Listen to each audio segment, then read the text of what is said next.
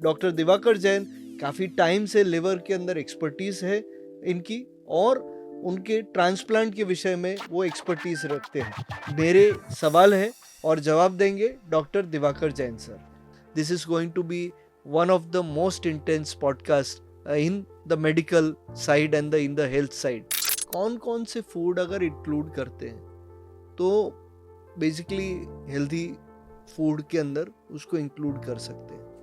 बहुत simple foods यानी जिनको डाइजेस्ट करना शरीर के लिए बहुत सिंपल है। एक चीज़ हमेशा याद रखिए कि जिस फूड को डाइजेस्ट करने में वक्त लगता है वो फूड हमेशा आपके शरीर को कहीं ना कहीं डैमेज करके जाता है। फैटी लीवर को रिवर्स करने में डायबिटीज़ को स्ट्रिक्टली कंट्रोल करना it's a very important part of reversing और treatment of fatty liver. Smoking और लिवर डिजीज़ का क्या इम्पैक्ट हो सकता है सर? स्मोकिंग का लिवर डिजीज पे जनरली कोई नॉन इम्पैक्ट नहीं है, but smoking causes all kinds of cancers plus non cancerous conditions like pancreatitis, bronchitis, emphysema, COPD, asthma. तो ये सारी चीज़ें कैंसर्स एंड नॉन कैंसर्स बहुत सारी चीज़ें करता है और वो पूरे शरीर को इम्पैक्ट करता है। ट्रांसप्लांट होने के बाद क्या इंसान नॉर्मल ज़िंदगी जी सकता है या नहीं? बिल्कुल जी सकता है और जीते हैं। अक्सर एक चीज़ बोलता हूँ कि livers do not fail, we fail.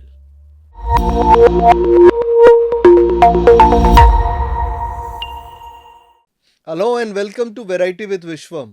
Today we are going to talk about a very important topic, and it is a very critical topic for everyone in our life. India के अंदर जैसे बोला जाता है बहुत सारे लोगों को हर दूसरे या तीसरे या चौथे लोग को फैटी लिवर का डिसीज़ है। वैसे ही बहुत सारे अलग अलग लिवर के डिसीज़ है जिससे काफ़ी बार हम दूर भागते हैं कि हमें कुछ नहीं हुआ है, वी आर फिट। हम हॉस्पिटल जाने से भी डरते हैं। आपने देखा जैसे कोविड आया उसके बाद में बहुत सारे अवेयरनेस बिल्ड हुई है, पर उसके साथ में सबको हेल्दी होना है तो बहुत सारी चीज़ें कंज्यूम करना भी शुरू किया है। एक्सरसाइज करना अच्छी बात है, अपने बॉडी को फिट रखना अच्छी बात है, पर आप वही चक्कर में बहुत सारी चीज़ें करते हो जो शायद हेल्थ के लिए सही नहीं होती है। पर ये बात मेरे सवाल हैं और जवाब देंगे doctor Diwakar Jain sir. Thank you very much, sir, for taking out time. We wanted to do this podcast with you for a very long time, and we wanted all these questions also. In fact, we had done wellness oriented, हमने काफ़ी podcast एक दो तीन किए हुए हैं। तो wellness तो एक बार है, पर preventive medicine और medicine की बात डिटेल में करना, this is going to be one of the most intense podcast in the medical side and in the health side. So thank you very much, sir. Thank you for having me here. जब हम छोटे थे ना, जब school में पढ़ते थे, तब से एक बहुत पुरानी कहावत है इंग्लिश में, prevention is the best medicine. So that's why this topic is at the heart, is close to my heart. क्योंकि यदि आप प्रिवेंशन पे अगर फोकस कर सकें तो बहुत सारी सीरियस बीमारियां, बहुत सारे सीरियस कॉम्प्लिकेशंस को हम सही टाइम पे प्रिवेंट कर सकते हैं और एक हेल्दी लाइफ जी सकते हैं। राइट राइट सर, सबसे इम्पोर्टेंट बहुत ज़रूरी है प्रिवेंशन, क्योंकि प्रिवेंशन के अंदर हम प्रिवेंटिव एक्शन लेते हैं ये सोच के कि हम प्रिवेंट कर रहे हैं, पर बहुत सारे एक्शंस, जैसे हमने बहुत सारे वीडियोस देखे, बहुत सारी बातें की, तो उसमें प्रिवेंशन करने के प्रोसेस में लोग खुद को ज़्यादा हार्म करते हैं। ऐसा बहुत सारा डेटा ऐसा है, क्या बात सही है? हाँ, काफ़ी हद तक ये बात सही है। कुछ ये भी है कि एक जब फियर फैक्टर जब फैलता है, जैसे कोविड आया, तो आम जनता में, हम लोगों में एक फियर बैठा कि लाइफ इज़ अनप्रेडिक्टेबल। तो उससे रिलेटेड जब वो एक फियर हमारे दिमाग में बैठता है तो धीरे धीरे और भी बीमारियों का फियर बैठता जाता है। और जब वो फियर बैठता है तो बहुत सी चीज़ें ऐसी, आजकल तो सोशल मीडिया भी काफ़ी स्ट्रांग हो गया है, तो बहुत सी चीज़ें ऐसी सोशल मीडिया पे आती हैं जो ऐसा दिखाते हैं कि इससे बीमारियों को टाला जा सकता है, लेकिन हकीकत में इनमें से कुछ चीज़ें ऐसी भी होती है जो एक्चुअल में बीमारी की तरफ हमें और स्पीड से ले जाती हैं। तो इसलिए कोई भी चीज़ यदि हम सुनते हैं या देखते हैं तो उस पर तब तक यकीन नहीं करना चाहिए जब तक वो किसी एक्सपर्ट की तरफ से ना आए। राइट राइट, क्योंकि अभी तो क्या यूट्यूब और गूगल की दुनिया है, अभी एआई की भी दुनिया आ चुकी है कि एआई में सब लोग जैसे हम कल एआई की बात कर रहे थे, तब एआई के एक्सपर्ट भी आए थे, वो भी यही बोल रहे थे कि भाई एआई है, टेक्नोलॉजी है, इंफॉर्मेशन एज है, सब बात है, पर इन द एंड हर एक चीज़ एक एक्सपर्ट के हाथ में है, और एक ह्यूमन को अपनी इंटेलिजेंस नहीं छोड़नी चाहिए, और एक्सपर्ट एडवाइस बहुत ज़रूरी है. It is an information age, but it is also a misinformation age. और हम ट्राई करते हैं कि हम कई बार पॉडकास्टर्स की भी बात करें, हमारे जैसे कंटेंट क्रिएटर की भी बात करें, हमें भी रिस्पॉन्सिबल होके कंटेंट प्रेजेंट करना होता है कि वेरीफाई किया हुआ कंटेंट देंगे तो उससे सही इन्फॉर्मेशन होगी और मिस इन्फॉर्मेशन टूटेगी. जैसे आज का टॉपिक है लिवर हेल्थ को ओरिएंटेड, तो हम सीधा लिवर हेल्थ पे जाते हैं. सर, सबसे इम्पोर्टेंट लोगों को समझने के लिए, एक बैकग्राउंड बिल्ड करने के लिए, लिवर क्या काम करता है और लिवर क्यों सबसे important, one of the most important organ है. तो सर आप बताएंगे कि लिवर का क्या काम है और लिवर क्यों इम्पोर्टेंट है. ठीक है, कुछ बेसिक थिंग्स. आपको ये शायद पता होगा कि liver is the heaviest and biggest internal organ in the body. Right. यानी इंटरनल ऑर्गन्स की बात करें तो सबसे बड़ा और सबसे हैवी ऑर्गन है. इनफैक्ट लिवर का वेट जो होता है दैट इज़ अराउंड 1000 ग्राम, यानी 1 kg to 1.5 kg. It varies from person to person, but minimum 1000 gram के आसपास लिवर का एक वेट होता है, एक नॉर्मल लिवर का weight. Right. So that is why liver is very important. आपको ये जान के भी आश्चर्य होगा कि लिवर हमारे शरीर में 500 से ज़्यादा इम्पॉर्टेंट वाइटल फंक्शंस परफॉर्म करता है, जिसके बगैर शरीर का नॉर्मली चलना मुश्किल है. तो यदि मैं एक सेंटेंस में बोलूं तो यदि हमारा शरीर एक शिप है तो लिवर उस शिप का कैप्टन है. या बोलो तो जो मैं अपने पेशेंट्स को अक्सर समझाता हूं कि लिवर हमारे शरीर का इंजन है. सो लिवर, जब तक लिवर अकेला, लिवर उस पर लिवर पे काम नहीं करता, बट दूसरे जो ऑर्गन्स हैं वो भी लिवर पर डिपेंड करते हैं. तो जब लिवर फेल होता है तो उसके साथ साथ दूसरे ऑर्गन्स भी फेल होते हैं. इसीलिए लिवर का हमारे शरीर में रोल बहुत इंपॉर्टेंट है. राइट. साइलेंट ऑर्गन क्यों कहा गया है? क्योंकि लिवर का शेयर मास इतना ज़्यादा होता है, और प्लस लिवर में एक बहुत अद्भुत क्वालिटी होती है कि जितनी बार वो डैमेज होता है उतनी बार वो रीजनरेट होता है, वो फिर से बनता है. तो इसकी वजह से जब भी लिवर को डैमेज होता है वो वापस से रीजनरेट होता है, वो फिर से वो अपना काम संभाल लेता है. तो एक चीज़ तो ये हो गई. दूसरी चीज़ ये है कि लिवर का मास इतना ज़्यादा है कि यदि लिवर का थोड़ा भाग यदि डैमेज होता है तो बाकी का जो नॉर्मल लिवर है it takes over the function of the rest of the liver. और इसीलिए ज़्यादातर लिवर की बीमारियों में हमें अर्ली स्टेज में सिम्टम्स या साइंस नहीं आते. जब वो बीमारी बहुत एडवांस्ड होती है तब हमें सिम्टम्स एंड साइंस आने शुरू होते हैं. ओके. इनफैक्ट जब तक लिवर का 50% से ज़्यादा काम कर रहा है तब तक हमें पता भी नहीं चलता कि लिवर में कुछ गड़बड़ चल रही है या लिवर में कोई बीमारी चल रही है. और ज़्यादातर सिम्टम्स तब आते हैं जब लिवर का फंक्शन 20 से 30% के आसपास ही रह जाता है. तो Right. इसीलिए लिवर को साइलेंट ऑर्गन कहा जाता है. Right sir. सर जैसे लिवर की बात की, कुछ ऐसे सिंपल टेस्ट हो जिससे अपने बॉडी का ओवरऑल हेल्थ और लिवर का हेल्थ हमें पता चल सके, कि जो इंसान को हर साल कराना चाहिए, जिससे हमारी बॉडी ओवरऑल हेल्दी है कि नहीं है. जैसे माना जाता है कि अगर एक कैप्टन होता है, एक ऑर्गेनाइजेशन होता है, तो जिसमें कुछ लोग कमज़ोर होते हैं, कुछ लोग ताकतवर होते हैं, तो बॉडी ऑटोमेटिकली इतनी खूबसूरत तरीके से भगवान ने बनाई है कि ऑटोमेटिकली उसके अंदर चीज़ें ओवरकम करने का ट्राई करता है. बॉडी का हर ऑर्गन एक दूसरे को कहीं ना कहीं कॉम्प्लीमेंट करने के लिए बनाया गया है. तो आपके कुछ टेस्ट बताएंगे जिससे ओवरऑल हेल्थ और लिवर का हेल्थ भी हमें पता चले, जिससे हमें लास्ट मोमेंट पे पता नहीं चले कि ये प्रॉब्लम है. जहाँ तक मैं लिवर की बात करूँ तो कुछ ऐसे बेसिक टेस्ट हैं जो आप यदि साल में एक बार कराएंगे तो आपको एक मोटा मोटा आइडिया मिल जाएगा कि हमारे लिवर में कोई प्रॉब्लम है या नहीं है. तो जिसमें ब्लड टेस्ट में लिवर फंक्शन टेस्ट होते हैं और एक बेसिक सोनोग्राफी होती है पेट की. ठीक है, ये 2 टेस्ट ऐसे जो आपके लिवर के हेल्थ के बारे में बता देंगे. ठीक है, यदि लिवर में कुछ गड़बड़ है तो अक्सर इन टेस्ट पे से आपको थोड़ा सा बहुत आइडिया लग जाएगा.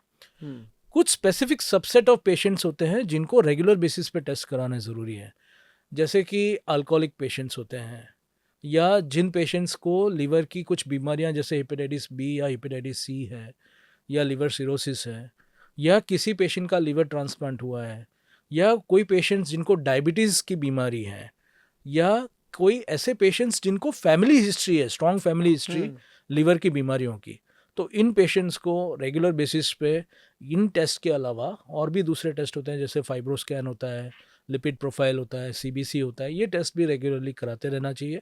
और एक लिवर स्पेशलिस्ट से साल में एक बार कंसल्ट करना ठीक रहता है। Right sir.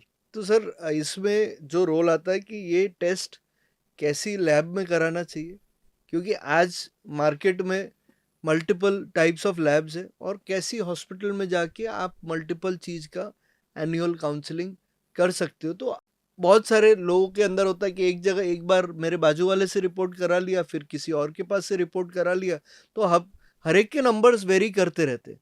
तो क्या ध्यान रखना चाहिए? टेस्ट करवाने चाहिए, बहुत बढ़िया बात है, पर कैसी लैब में टेस्ट कराना चाहिए और कैसी हॉस्पिटल्स में बॉडी चेकअप दिखाना चाहिए? क्योंकि लैब वाले ने रिपोर्ट दे दी, वो पढ़ना हमारा काम नहीं है।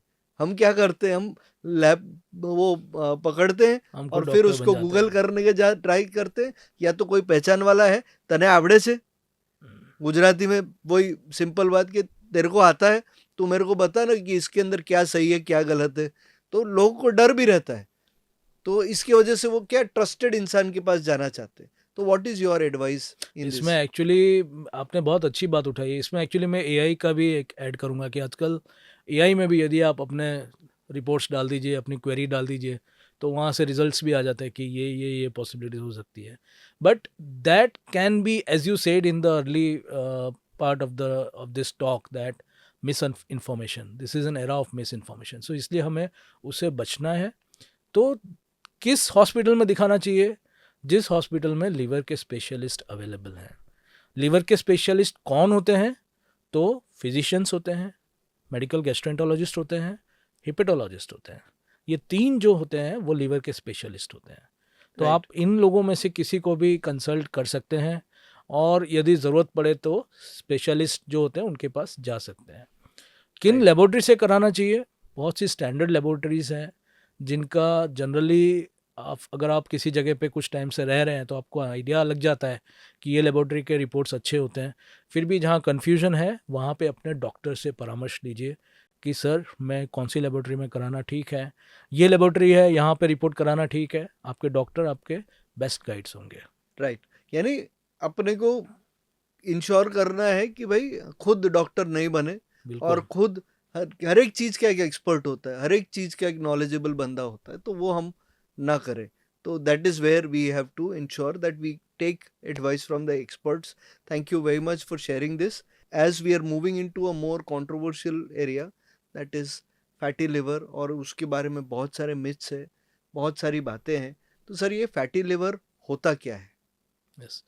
तो जैसे शरीर में फैट जमा होता है ना, हमारे स्किन में फैट जमा होता है, फेस पे जमा होता है, वैसे ही लिवर में भी फैट जमा होता है। जी। बाय डेफिनेशन जब लिवर में 5% से ज़्यादा फैट जमा होता है तो उसे हम फैटी लिवर कहते हैं। राइट।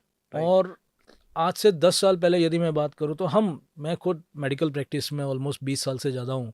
तो हमारे पास शुरू में जब फैटी लिवर के पेशेंट्स आते थे तो हम अक्सर उस चीज़ को इग्नोर करते थे, क्योंकि उस समय हमें इसकी सीरियसनेस के बारे में पता नहीं था।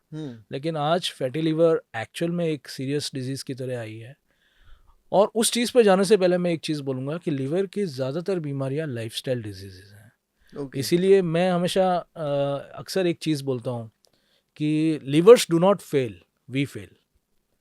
सो लिवर फेल इसलिए होता है क्योंकि हम फेल होते हैं, हमारी लाइफस्टाइल में हम ध्यान नहीं रखते हैं, हमारे फूड हैबिट्स में हम ध्यान नहीं रखते हैं, और इसीलिए हमारा लिवर फेल होता है। So fatty liver is also a lifestyle disease, और ये अक्सर जो है ये हमारी लाइफस्टाइल चेंजेस जो हुए हैं अभी। लाइफस्टाइल चेंजेस में क्या चेंजेस हुए हैं? जैसे हमारी सीडेंट्री लाइफस्टाइल हुई है। सीडेंट्री लाइफस्टाइल यानी पहले हम मेहनत मजदूरी करते थे, साइकिल चला के काम के लिए जाते थे। अब हमारे पास 2 व्हीलर्स हैं, 4 व्हीलर्स हैं। घर के पास यदि कोई किराने की दुकान से भी सामान भी लाना है तो हम अक्सर एक 2 व्हीलर या 4 व्हीलर लेके सामान लाते हैं, जबकि वो डिस्टेंस हम इजीली वॉकिंग करके कवर कर सकते हैं। पहले लिफ्ट्स नहीं होती थी इतनी कॉमनली, आजकल हर बिल्डिंग में लिफ्ट होती है, तो हम सीढ़ी ना यूज़ करके लिफ्ट यूज़ करते हैं। जहाँ तक फूड हैबिट्स की बात है तो पहले बाहर का खाना हमारा लिमिटेड था, और बाहर के खाने में भी क्वालिटी थोड़ी सी अलग थी। अब हमारा जो बाहर का फूड है, अक्सर it is characterised by fast food, fried foods, cheesy foods. तो ये जो हमारा फूड हैबिट्स चेंज हुई है, जो हम घर पे खाते हैं और ये सोचते हैं कि we are eating healthy because we are eating at home, तो वहाँ घर पे भी हमारी फूड हैबिट्स चेंज हुई है। अब हमें 3-4 दिन में अक्सर इच्छा होती है कि आज कुछ मसाले वाला या तेल वाला या कुछ टेस्टी, सो कॉल्ड टेस्टी खाना खाएं। तो वो फ्राइड फूड्स की भी मात्रा हमारे घर में भी अंदर बढ़ गई है। तो ये जो चेंजेस हुए हैं, food habits, lifestyle changes, alcoholism और डायबिटीज़ का जो प्रमाण बढ़ रहा है इस वक्त हमारी जनरल पॉपुलेशन में, तो इसकी वजह से फैटी लिवर का इंसिडेंस भी बढ़ा है। आपको ये जान के ताज्जुब होगा कि आज भारत में हर 3 में से 1 व्यक्ति को फैटी लिवर होता है। So it is, that's why I use a phrase for fatty liver, a silent pandemic. So fatty liver is actually now a silent pandemic. Right, यानी वो साइलेंट पैंडेमिक अगर 3 में से 1 जन को है, यानी वो बहुत एक सीरियस कंसर्न है। शायद लोग इग्नोर कर पा रहे हैं अभी और बाद में जग रहे हैं, और उनको काफ़ी दूसरे मल्टीपल हेल्थ इश्यूज उसकी वजह से आ रहे हैं। यानी अगर ऐसा बोल सकते हैं कि अगर फैटी लिवर को अपने इनिशियल स्टेजेस में अगर आपने कंट्रोल कर दिया, of course with the help of experts and guidance, but ऐसा सोच सकते हैं कि अगर उसको इनिशियल लेवल पे कंट्रोल कर लिया तो बहुत सारी चीज़ें आप हेल्थ के लिए बेटर कर पाओगे। That is the best part of it. Fatty liver को हम कंप्लीटली रिवर्स कर सकते हैं। इनफैक्ट ग्रेड 1 फैटी लिवर के लिए कोई मेडिसिन की भी ज़रूरत नहीं है। ग्रेड 1 फैटी लिवर को हम सिर्फ lifestyle changes, healthy food habits और हेल्दी वेट मेंटेनेंस, ये 3 चीज़ों से, और जो चीज़ें नुकसान करती है हमारी बॉडी को, जैसे अल्कोहल है, ठीक है, तो इससे अगर यदि हम दूर रहें तो उससे ग्रेड 1 फैटी लिवर को बिना मेडिसिन के भी हम रिवर्स कर सकते हैं। राइट, जब फैटी लिवर प्रोग्रेस होता है तो there are medicine which can help you in reversing the fatty liver, but again those medicines will help only when you practice these things like right, healthy lifestyle, healthy foods and healthy weight. Right, right, right. Now जैसे आप बात कर रहे हैं blood pressure है, पहले हम बात करते हैं डायबिटीज़ का। डायबिटीज़ में भी मल्टीपल टाइप्स है। अभी डायबिटीज़ और फैटी लिवर का क्या लेना देना है, अगर है तो? I am not the best person, but what is the relation between diabetes and fatty liver? ये दोनों मैं बोलूँगा कि एक तरह से कजिन्स भी हैं, और एक तरह से ये बोल सकते हैं कि diabetes is a precursor for fatty liver. Cousins में इसलिए बोलूँगा क्योंकि दोनों का जो कॉज है, दोनों का जो मूल कारण है, दैट इज़ इंसुलिन रेजिस्टेंस। सो जैसे डायबिटीज़ इंसुलिन रेजिस्टेंस से होता है, इंसुलिन बन रहा है आपके शरीर में, but your cells, your tissues, your organs are resistant to insulin, so that is why diabetes comes. वैसे ही फैटी लिवर का एक मूलभूत कारण जो है बॉडी में, दैट इज़ इंसुलिन रेजिस्टेंस। और वो इंसुलिन रेजिस्टेंस अगेन, जैसे मैंने आगे डिस्कस किया, लाइफस्टाइल चेंजेस और अनहेल्दी फूड हैबिट्स की वजह से आता है। सो जिन लोगों को लॉन्ग टर्म डायबिटीज़ होता है, उनको फैटी लिवर होने का रिस्क नॉर्मल पर्सन से कई गुना बढ़ जाता है। इसीलिए इन पेशेंट्स को रूटीन लिवर हेल्थ चेकअप कराना ज़रूरी है।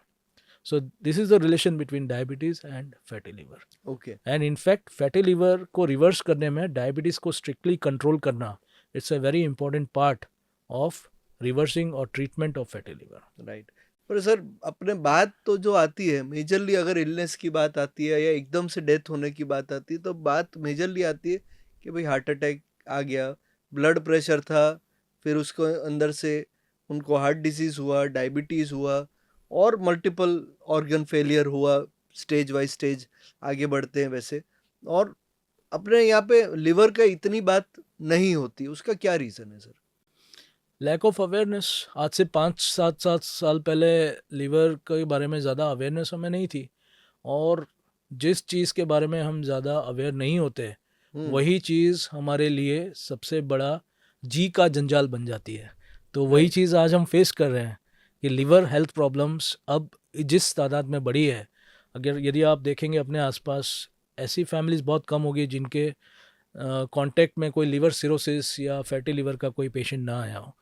तो आज से 10-15 साल पहले ये चीज़ कहाँ होती थी, इतनी बीमारियां लिवर की इतनी ज़्यादा प्रेवलेंट नहीं थी, पर क्योंकि हमने इसे इग्नोर किया, because we failed, that's why our liver is failing now.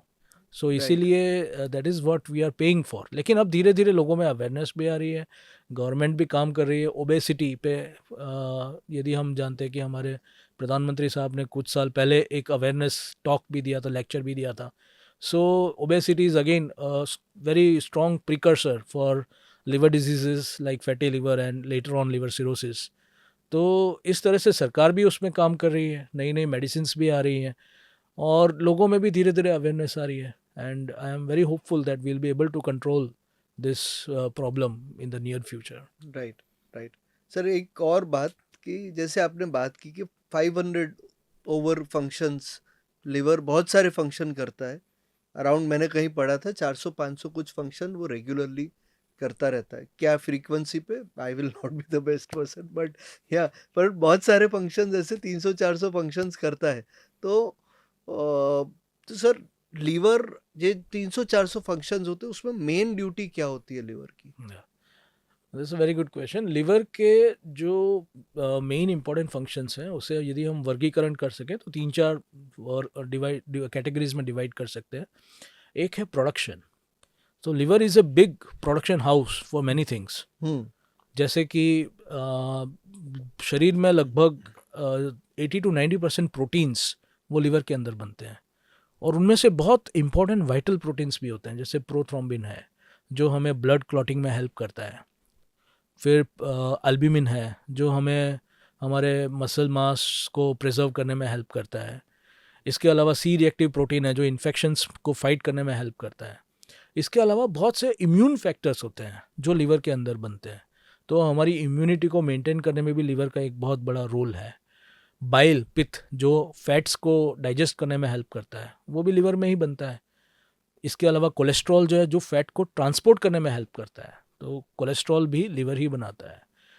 सो एक तो हो गया प्रोडक्शन, दूसरा हुआ डिटॉक्स फंक्शन। सो डिटॉक्स फंक्शंस में क्या होता है, जैसे कि अमोनिया जो हमारे शरीर में बनता है तो वो अमोनिया को यूरिया में कन्वर्ट करके लिवर ही यूरिया में कन्वर्ट करता है।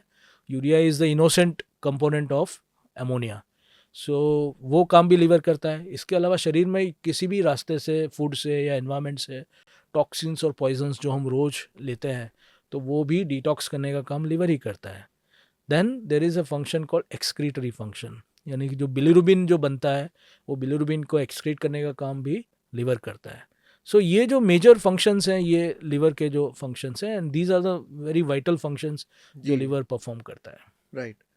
बेसिकली बहुत सारी चीज़ें हम इग्नोर करते आए हैं, उसके वजह से ये सारी चीज़ें हैं। और फिर बाद में हॉस्पिटल जाने से एक फियर रहता है लोगों को कि यार हॉस्पिटल में जाएंगे तो ये हो जाएगा, वो हो जाएगा, लोगों को डर भी रहता है। तो क्या इसके अंदर क्या सोच में होना चाहिए? एक तो डिनायल, ऐसा बोला जाता है ना कि भाई मैं तो एकदम फिट आदमी हूँ, मेरे को कुछ नहीं हो सकता है। तो एक तो डिनायल होता है और दूसरा होता है हॉस्पिटल का डर। सो इसको कैसे हैंडल किया जाए? एज यू राइटली सेड, किसी भी प्रॉब्लम का फर्स्ट स्टेज होता है डिनाइल, उसके बाद आता है एक्सेप्टेंस और उसके बाद आता है सॉल्यूशन। तो सॉल्यूशन तक पहुंचने के लिए पहले हमें एक्सेप्टेंस तक पहुंचना पड़ता है। और ये भी बात सही है कि लोगों में एक हॉस्पिटल का डर होता है। पहला डर हॉस्पिटल में जाने का होता है, दूसरा डर रिपोर्ट्स कराने का होता है, तीसरा डर जब कोई ट्रीटमेंट एडवाइस की जाती है उसका होता है, और चौथा सबसे बड़ा डर सर्जरी का होता है। तो इन सारे डर को यदि हम फाइट कर सकते हैं तो वो मेनली अवेयरनेस के थ्रू ही फाइट कर सकते हैं। पहली बात हमें ये चीज़ समझनी ज़रूरी है कि पहली चीज़, ज़्यादातर लिवर की डिजीज़ेस लाइफस्टाइल डिजीज़ेस हैं और प्रिवेंटेबल है। दूसरी चीज़, अगर कोई बीमारी होती है तो इनमें से ज़्यादातर बीमारियों को अर्ली स्टेज पे कंट्रोल करके नॉर्मल किया जा सकता है। राइट। तीसरी चीज़, यदि अनफॉर्चुनेटली हम उस स्टेज पे पहुंच जाएं जो जिसे हम इरिवर्सिबल स्टेज कहते हैं, जिससे जहाँ से लिवर हमारा नॉर्मल नहीं हो सकता, तो उसका भी ट्रीटमेंट मौजूद है, उसको भी हम ट्रीट कर सकते हैं थ्रू मेडिकल थिंग्स। और जहाँ मेडिकल मैनेजमेंट पॉसिबल ना हो वहाँ पे surgical management is there. So there is first thing we have to understand that most of the liver disease are preventable. Second, they are treatable. So that's why उस चीज़ का डर हमारे दिमाग में नहीं रखना चाहिए, बल्कि सही स्टेज पे डायग्नोस करा के उसको ट्रीट करवाना चाहिए। राइट। राइट। सो डायग्नोज करवाना सबसे इम्पोर्टेंट पार्ट है, और constantly being vigilant about your health and liver's health is going to be the most important thing, because जैसे कोई भी मोटापा है जिसी को, या जिसी को भी ओबेसिटी का इशू है, या जिसको डायबिटीज़ का इशू है, उसको कॉन्स्टेंटली अलर्ट रहना चाहिए। और जिसका लाइफस्टाइल सही नहीं है यस उसको ज़्यादा अलर्ट करें, क्योंकि काफ़ी लोग अभी ऐसा ट्रेंड आ गया है कि अभी we know there are lot of IT companies, tech companies, they have night shifts, odd working hours. तो बहुत सारी चीज़ें ऊपर नीचे हो जाती है। उसमें कुछ लोग होते हैं, because I also started from BPO and call centres way back in 2003 and 4 and 5. There are people who, despite of working in BPO and call centers, वो 5 किलोमीटर रोज का चलते हैं, कि उनको पता है कि यार मैं ये हेल्थ क्या गलत तो कर ही रहा हूँ, मैं दिन की चीज़ रात को कर रहा हूँ, रात की चीज़ दिन में कर रहा हूँ, तो गलत तो है। साइकिल तो पूरा ऊपर नीचे हो जाता है। और वो सीनियर मैनेजमेंट में 20 साल ये करियर में डाल दिया, वो तो बदल नहीं पाएगा। कोई इंसान एक फील्ड में है, वो 20 साल के बाद तो बदल नहीं सकता है। आईटी इंजीनियर्स है, आज हम यूएस के साथ काम करते हैं, यूरोप में काम करते हैं, टेक्नोलॉजी में काम करते हैं, तो काफ़ी चीज़ें ऐसी है कि हम अब्रॉड के साथ कनेक्टेड है। जब भी अभी इंटरनेशनल ट्रेड्स है, कुछ स्टॉक मार्केट के अंदर जो अब्रॉड के अंदर मार्केट से कनेक्टेड है, तो वो जल्दी जग जाते हैं। जल्दी जगना तो बहुत अच्छा माना जाता है कि भाई आप सूर्योदय से पहले जगो तो अच्छी बात है, बट बहुत सारे ये लाइफस्टाइल प्रोफेशंस है कि जिसके अंदर लेट नाइट तक जगना होता है। इवेंट वाले लोग, अभी इवेंट इंडस्ट्री इतना चल रही है, तो उसके अंदर सर ऐसी ऑड लाइफस्टाइल है, उनको क्या प्रिवेंशन लेने चाहिए? देखिए, जो चीज़ें हमारे प्रोफेशन से रिलेटेड हैं उनको हम अवॉइड तो कर नहीं सकते हैं। तो that is an essential evil that we have to carry forward in our life. लेकिन कुछ सिंपल सिंपल मेजर्स हैं, जैसे कि जिनकी ऑफिस लाइफस्टाइल है, जिसमें घंटों तक उन्हें ऑफिस में बैठ के काम करना होता है, एक सिंपल सा मेजर, आप 1 घंटे बैठे हुए हैं, 15 मिनट का ब्रेक लेके अपने ऑफिस में वॉक कीजिए, या ऑफिस के बाहर कॉरिडोर है वहाँ पे वॉक कर लीजिए। बहुत सिंपल सा मेजर है। Take a break of 15 minutes every 1 hour just for walking. That can also go in a long way आपकी हेल्थ को प्रिजर्व करने के लिए। दूसरी चीज़, जैसा आपने बोला कि दिन में कभी थोड़ा सा टाइम अपने लिए निकालिए। देखिए, हम फैमिली के लिए काम कर रहे हैं, पैसे के लिए काम कर रहे हैं, सोसाइटी के लिए काम कर रहे हैं, लोगों के लिए काम कर रहे हैं, थोड़ा बहुत अपने लिए भी समय निकालिए। तो दिन में एक टाइम निकाल के, आधा पौन घंटे की ही ज़रूरत है, उससे ज़्यादा ज़रूरत नहीं है। उस टाइम पे कोई भी फिज़िकल एक्टिविटी, जैसे कि वॉकिंग है, जिम है, योगा है, जो आपको अच्छा लगता हो करना, वो आप कीजिए। और वो भी रोज़ करने की ज़रूरत नहीं है, आप हफ्ते में सिर्फ 4 बार कीजिए, it is enough. Food habits हैं, अब यदि ऑफिस में सुबह से शाम तक की जॉब है, घर से बना के टिफ़िन लेके जाइए, क्या फ़र्क पड़ता है? It's not a big deal. पहले के लोग जाते ही थे टिफ़िन लेके, हाँ हाँ, so why can't we take the tiffins to our office? So absolutely. ये छोटी छोटी चीज़ें, ऑफिस सेकंड फ्लोर पे, थर्ड फ्लोर पे है, लिफ्ट की जगह सीढ़ी चढ़ के चले जाइए। सो ये जो छोटी चीज़ें हैं, ये यदि हम हमारी लाइफस्टाइल में इनकॉर्पोरेट कर लें, ठीक है, तो उससे भी काफ़ी हद तक फ़र्क पड़ सकता है। जिनकी नाइट शिफ्ट्स हैं, I am really sorry for them, but लेकिन उसमें हम उस चीज़ को अवॉइड नहीं कर सकते। बट ये है कि डेली नाइट शिफ्ट्स हो तो अपने ऑफिस में बात करके उनको थोड़ा सा फ्रीक्वेंसी चेंज कर सकते हैं, so that you can get time for your self. सबसे इम्पोर्टेंट चीज़ है कि अपने शरीर के लिए, अपनी हेल्थ के लिए टाइम निकालना बहुत ज़रूरी है। That's the most important thing. Right. बहुत सारे लोग हैं जो फिटनेस के लिए बहुत कुछ करते हैं, एक्सरसाइज करते हैं, हम एक्टर्स को ही फॉलो करते हैं, पर अरे यार वो तो उसका काम है इसलिए उसको एक्सरसाइज करना है, पर उसको यंग दिखना है। आज के टाइम में अगर आपको अच्छा दिखना है, अच्छा फिट रहना है, तो आपको एक्सरसाइज और एक्टिविटी डालनी पड़ेगी। अभी बात आती है हाउसवाइफ्स की, अगर हम एक्सरसाइज हेल्दी हैबिट्स की ही बात करें, तो क्या भाई मैं तो घर का काम करती हूँ, मैं एक्टिव हूँ, but do you think that घर का activity is equivalent to exercise? और फिर एक्टिविटी करके 2 घंटा 3 घंटा टीवी देखना, तो वो सेडेंटरी लाइफस्टाइल ही हो गई कि नहीं नहीं मेरे को तो, मैं तो एक्टिव हूँ। क्योंकि हाउसवाइफ्स usually, हाउसवाइफ्स and women are one of the most ignored people in are ecosystem. अपना समाज ही ऐसा है। तो विमेंस के लिए सर, क्या हाउसवाइफ्स को आप सेडेंटरी लाइफस्टाइल में गिनेंगे या एक्टिव लाइफस्टाइल में गिनेंगे? Well, actually, that is a question which we face almost daily in our life, in our OPD, in our clinical practice. Hmm, अक्सर फीमेल पेशेंट्स जब आते हैं, और अक्सर मेनली शुरुआत तो ये गैस, ब्लोटिंग और इन सब से होती है। And when I tell them कि थोड़ा एक्सरसाइज करना ज़रूरी है, सो सामने से सीधा जवाब आता है कि सर मैं तो सुबह से शाम तक घर का काम करती हूँ, तो मेरा तो वैसी एक्टिविटी हो जाती है, तो मुझे क्या ज़रूरत है। नहीं, वो जो घर का काम है that is not enough physical activity for you. Why? Reason one, because अब वो घर का काम भी इतना एक्सटेंसिव, इतना हार्ड वाला नहीं रहा है। जैसे पहले पहले के ज़माने में हमारी जो दादी होती थी, वो मिट्टी की वो जो चक्की होती थी, उसमें सुबह बैठ के वो चक्की पीसती थी आटा करने के लिए, ठीक है, ऊपर से नीचे तक घर का पोंछा, झाड़ू, ये सब काम करते थे। दैट एक्टिविटी वॉज, ठीक है, बोल सकते हैं क्लोज टू इनफ है। लेकिन अभी जो हमारी एक्टिविटी है, घर का जो काम करते हैं हम, it is not enough. There are machines to do most of the things in our life, and that is, हमें लगता है, मन को लगता है कि हाँ हमने थोड़ा सा इधर से उधर वॉक कर लिया, हमारा हो गया। ऐसा नहीं है। So this is not enough, this is not a physical activity.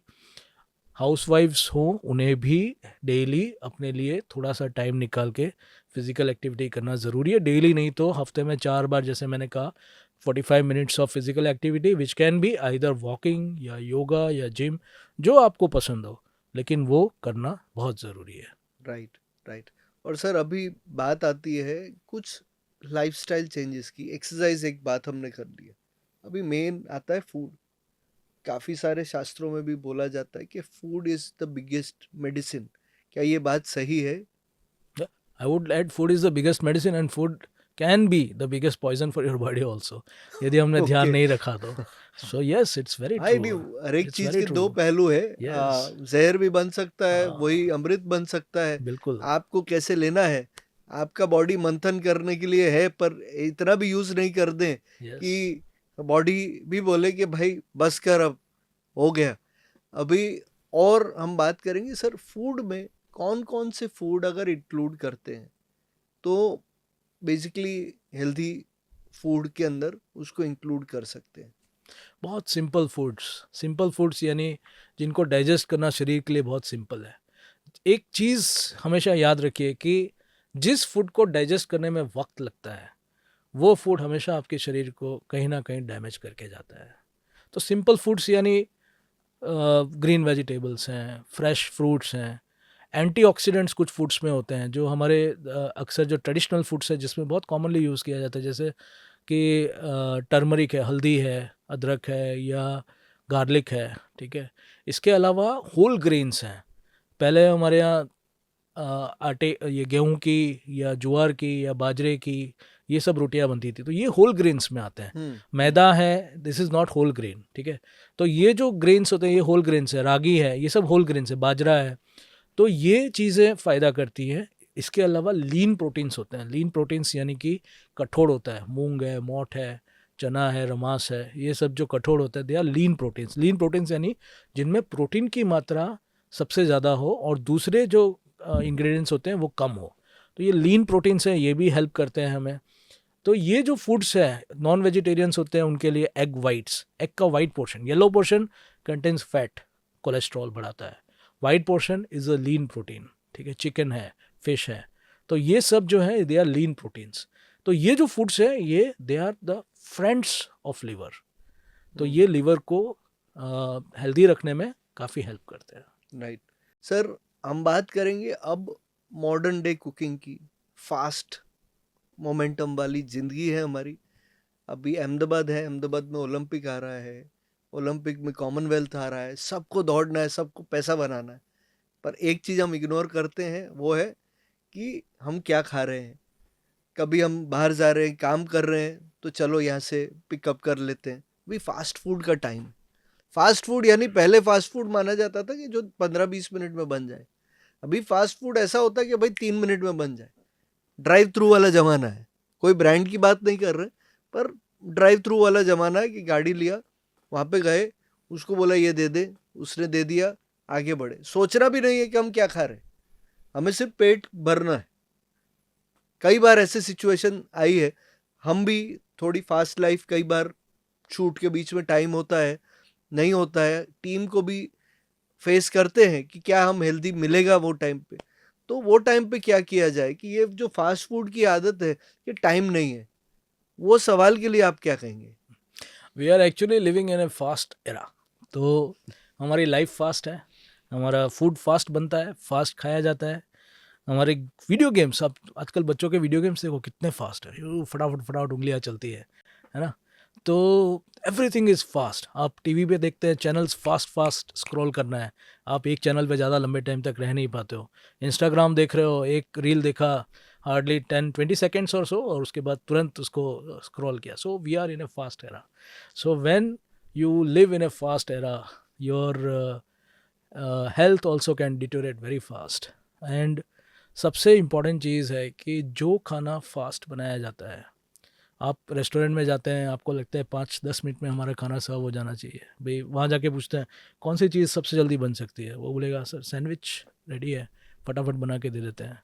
सो जो चीज़ें फास्ट बनती है पहले के ज़माने में, अब पॉसिबल भी नहीं है, लेकिन पहले के ज़माने में सोलर कुकिंग से हम खाना बनाते थे। सोलर कुकर्स होते थे जिनमें आप खाना सुबह रखते थे और दोपहर तक वो खाना तैयार होता था।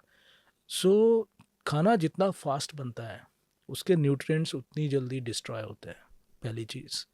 फास्ट फूड के नाम पे दूसरी चीज़, आजकल फ्राइड फूड्स और चीज़ी फूड्स सर्व किया जाता है, जिसमें ये भी हमें नहीं पता है कि weather it is pure cheese, whether the pure paneer जो है दे रहे हैं वो एक्चुअल में है भी या नहीं। तो उसके नाम पे क्या क्या सर्व किया जा रहा है वो भी हमें नहीं पता है। सो फास्ट फूड की डेफिनेशन भी, जैसा आपने राइटली बोला, कि वो भी चेंज हो गई है। Fast food is now equivalent to fried foods, it is equivalent to salty foods, it is equivalent to sugary foods, जिसमें हर एक चीज़ में शुगर कहीं ना कहीं मिली होती है, and it is equivalent to cheesy foods. और ये जितनी भी चीज़ें हैं ये सब लिवर को डैमेज करती हैं। They are not good friends of liver. Another thing that we are using more and more in our life, whether it is fast food या इवन घर पे जो हम चीज़ें यूज़ करते हैं, that is processed foods. Processed foods because वो जल्दी रेडीमेड अवेलेबल होती है, ज़्यादा टाइम तक प्रिजर्व कर सकते हैं, तो उसका यूसेज बहुत बढ़ गया है। Again this processed foods they are not good for your liver, they are the enemies of your liver. So इसीलिए लिवर के जो प्रॉब्लम्स हैं वो बढ़ रहे हैं। In fact we encounter many people जिनके रिपोर्ट्स में फैटी लिवर आता है, और ना तो वो अल्कोहल लेते हैं, ना उनको ओबेसिटी है, ना उनको डायबिटीज़ है। पर जब हम उनकी फूड हैबिट्स के बारे में पूछते हैं तो जवाब ये था, हाँ साહેબ અઠવાડિયામાં 2 વખત 3 વખત બહાર ખાઈએ છીએ અને પિઝા ને બર્ગર બહુ ભાવે છે। तो इवन लीन नैश जिसको बोलते हैं, which is an entity which is very characteristic in Indian patients, it is not that commonly found in other countries.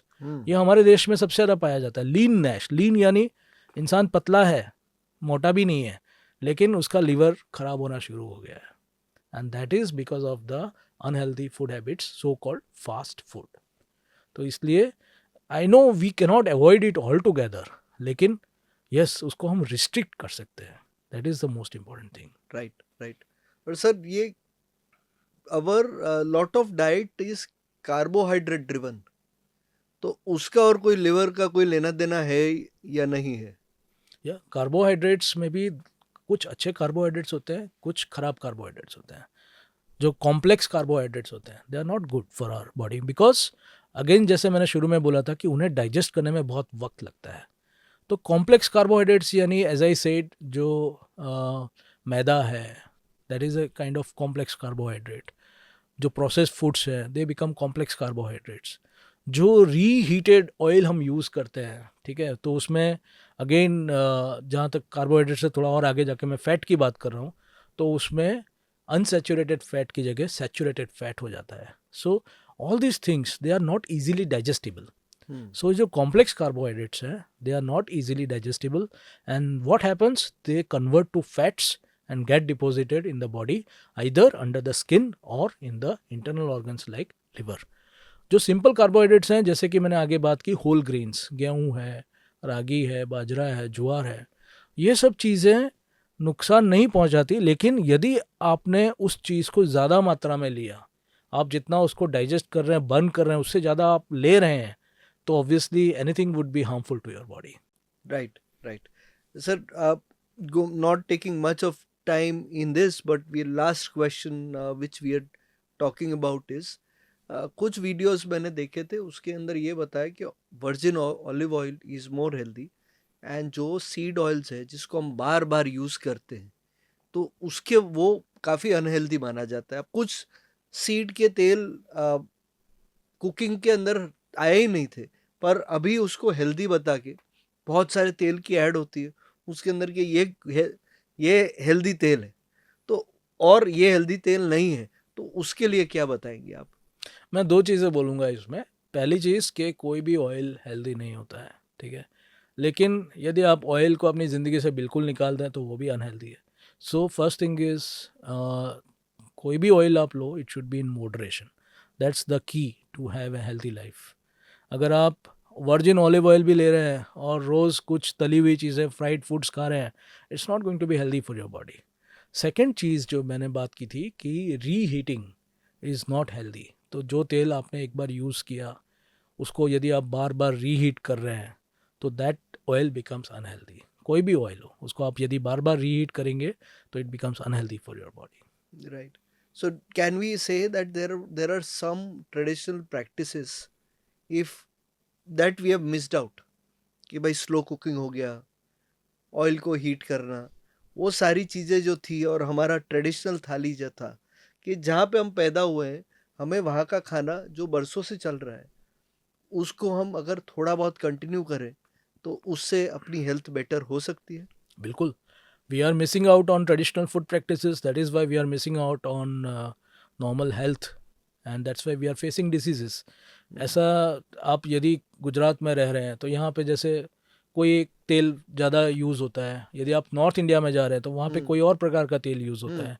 So does not matter, the only thing is, जो मैंने दो तीन चीज़ें जो बताई वो ज़्यादा इंपॉर्टेंट है। Stick to your traditions, stick to what your forefathers were doing, because they were living a healthy life, they were not facing liver problems.